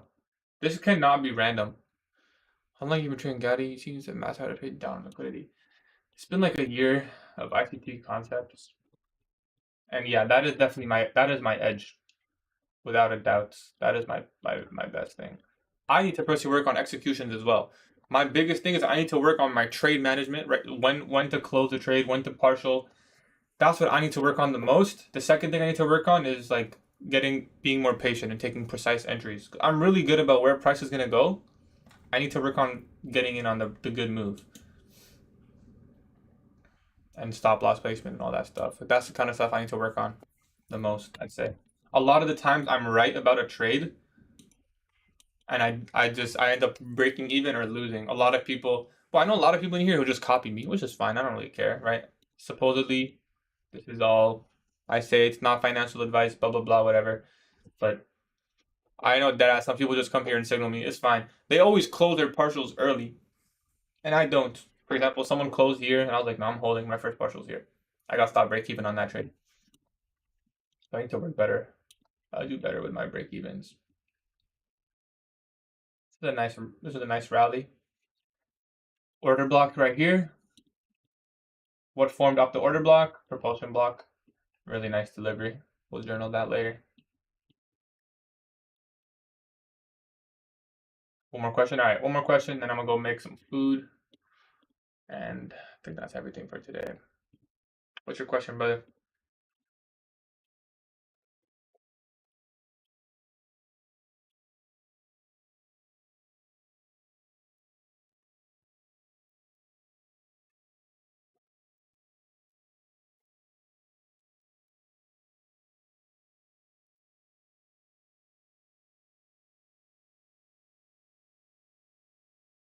I want to go short at 1020.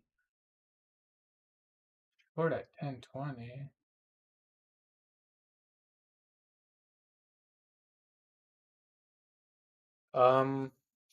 It'll come down. You could use any amount. So whatever it allows you. So let's say you're taking a long here, right? Let's just say you're taking a long here. Stop loss at the low.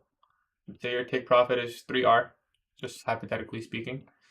So how many micros can you take? Well, let's see. Can you take 20? It's 2,000 risk. So you got to take like 7, 5. I take 5 micros on this trade. 5 micros, so 200 ticks, that's $500. So 5 micros. In this specific instance. Depends what your handle's point is.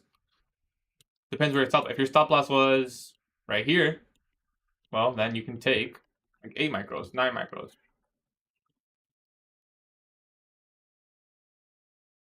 Depends where your stop loss is. The max amount, well, there is no max. Whatever your broker allows or your platform allows. Usually there's a cap. It'll say like 20. If you have 2,000 or something, it'll say like you can use 20 micros, 10 minutes. Like it depends.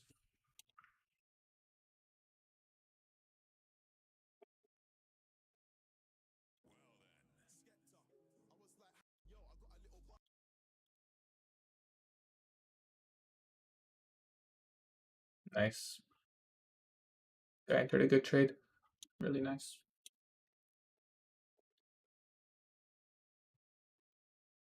You're good. Futures it's kind of complicated. So futures, what it is, I can tell you what it is, but it might not make sense. It's simply a contract, an electronic contract on price, on a given asset. So you can trade anything futures. In this case, Nasdaq futures. So Nasdaq futures is simply a contract. So you don't actually buy your own. So the way it works is Nasdaq contract. How do I explain it? It's a futures contract. So basically, you're buying a contract, right? And someone is selling it at the same time. So let's say I click buy one. Well, you know what? Let's just do buy one, hypothetically speaking. So someone sold that to me, right? So someone sold it. So now that we're in this contract position, so we have one. Look at the position. The fill price of the contract. And this is the contract. So CME mini and Q E-mini Nasdaq 100 futures contract, right? We're in. If it goes up, so we have this contract. If it goes up, the contract raises in value, right? How much does it raise in value? Well, it depends how much it goes up. If it goes up 10 points, right?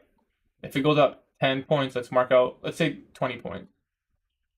You know what? Let's do 10 points. So if it goes up 10 points, so that would be 19,091. It goes up $200, right? If it goes down 10 points, it goes down $200. So it's basically like a contract where if you buy, you're expecting the value of the contract to go up, right? If it goes up 10 points, you make 200. Does that make sense? It's basically an electronic, the contract itself, it's like an electronic agreement that this person will give you this at this price. So now that you kind of bid or bought this contract and the contract value goes up, well, you make money because the contract is worth more now. My friend's girl just texted me.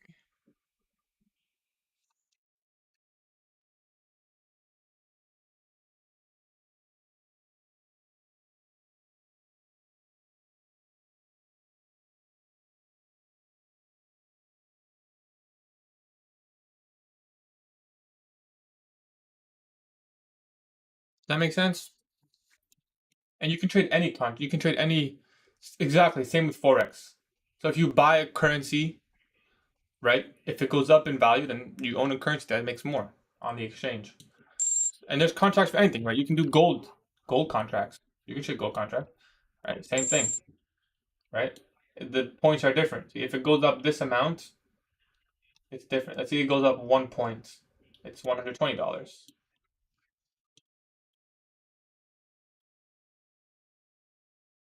Yeah, it's really, bro. When people ask me like, when people ask me, bro, they're like, oh, so you trade stocks? Like when you tell like the average person, like, oh yeah, no, I trade stocks, bro. Like it's no, it's not. I don't trade. I don't sit here and buy and sell stocks. I'm trading futures. Like it's about. It doesn't make sense because then you tell them it's stocks and you're like, well, how the hell do you make money with that? Like, right? You don't have a big portfolio right there.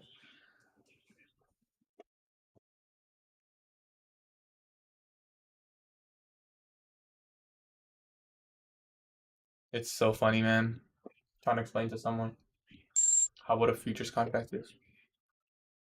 Pretty simple though. I mean, really, you don't really need to know um what it does. Like, if you think it's gonna go up, well, you can buy.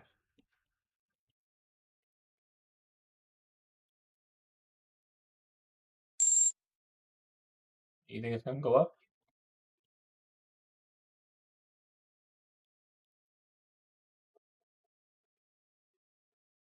My first day on futures, well, I think you made the best decision you'll ever make, brother. NNP. This is paper trading, by the way, guys. I hope no one's like, just put that up there.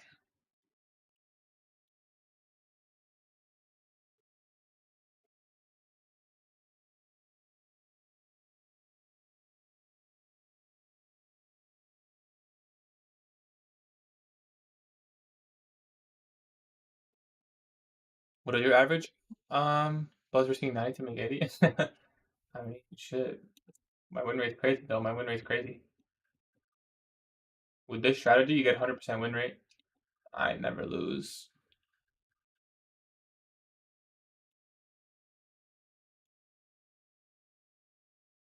What's your average RR?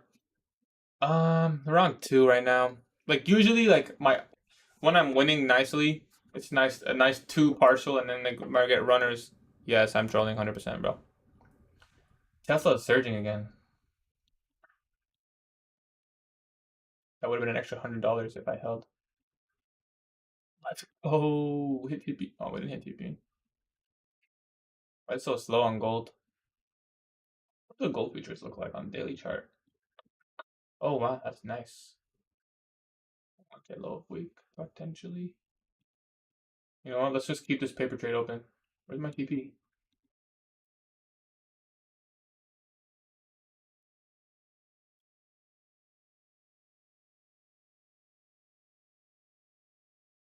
Let's just see. Who knows? 222 almost on Tesla. Really nice. What even worse explaining yeah, how you make money? Oh my god, that's so true, bro. They're like, what should I buy? Nothing. You should sell. What? Sell what? I don't have anything. Well, we're bearish. What? So how do you make money if it's going down? Shit, man. How do you explain that shit to somebody? Biggest thing I ever heard. It's actually funny, man. It's actually a truly funny thing. But when people ask you like, what do you do when you're like a prop firm day trader? How the hell do you tell someone?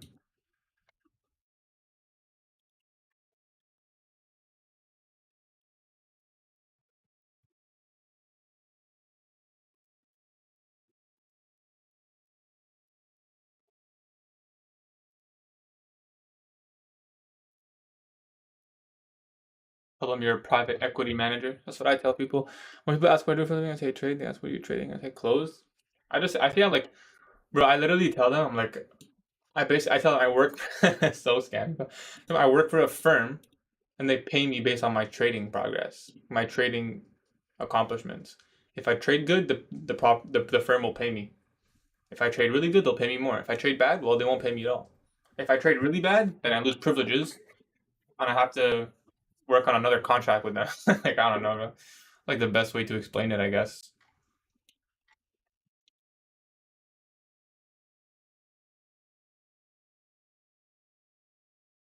We can just tell them you manage funds for a firm.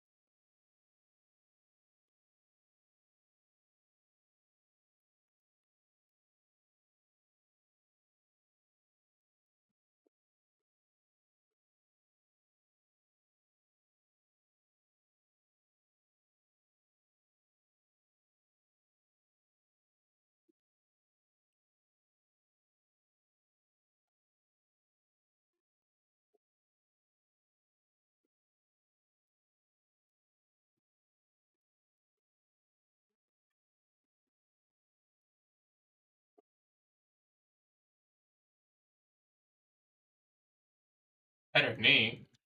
What?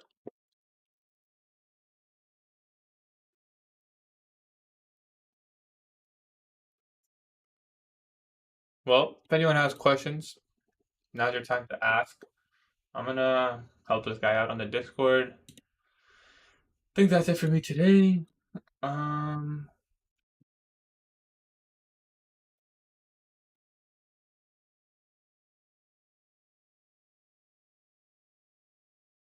oh,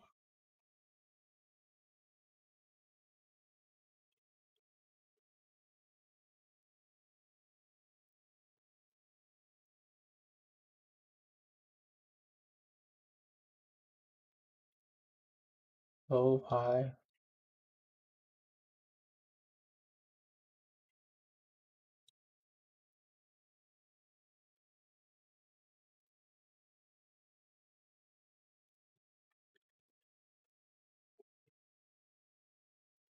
Like, oh yeah, bro. They'd be like, yo, can I? So if I give you $500, how much can you give me back? That's like the first thing my girl said to me. Like, $500, how much can you make? What? I don't know. 520? Maybe. Maybe it'll be 400. I don't know. It's not how it works. I'm not a fucking printer. How the hell am I supposed to? What's going on, bro?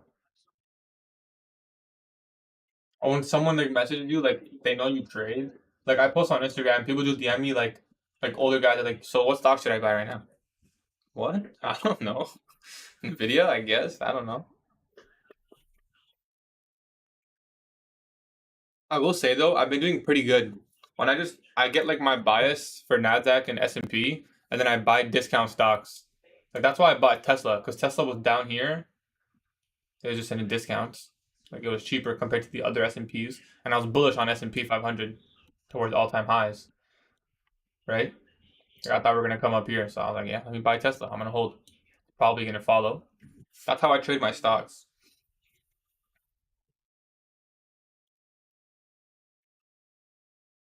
I wonder if we start trading higher.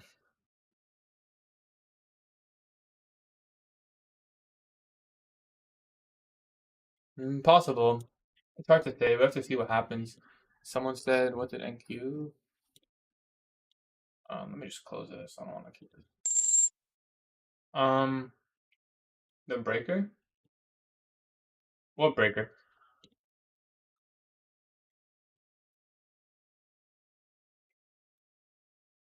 5 minute breaker?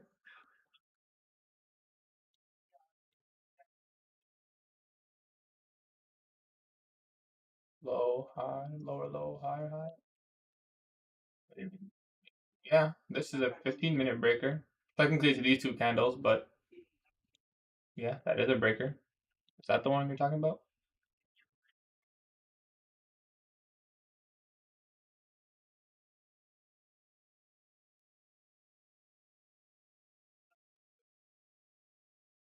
Possible you get something like this. We respected the 50-minute fair value gap pretty much. We reclaimed it at the bullish fair value gap, so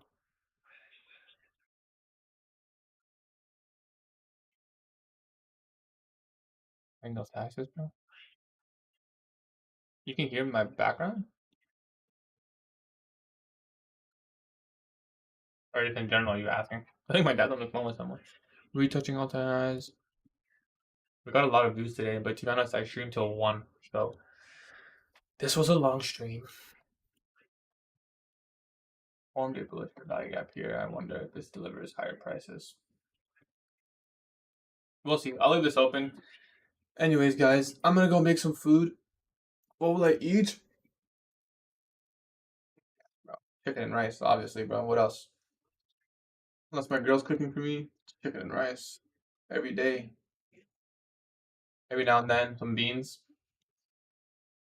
Chicken and rice, bro. Best food in the world. I'll live on the next year on just chicken and rice. All right, guys. I'm gonna see you guys live tomorrow. Tomorrow we'll see the price action. If it's looking bad, we might not trade on the funded because it's pre-NFP. We do have red folder news though, so we could see some movement. Cheese, bro, with olive and day banana shake. Cheese bread toast. I'm gonna need like 3 of those, bro. I'm trying to gain weight. I'm trying to get back to like 185. I lost a lot of muscle. Anyway, yo, I'm gonna see you guys tomorrow. We'll be live. Hopefully, we can continue this win streak. Are we on a win streak? I don't think we're on a win streak. Lost win. We're on a 1 win streak. 11 a.m. Tomorrow? 9:15. I'm always gonna be live at 9:15. Just before the market open. Just enough time to make a plan. See you, Jeremiah. See you, Vincent. Appreciate you guys staying with me. I hope to see you guys at the top tomorrow. Peace. I gotta make an outro.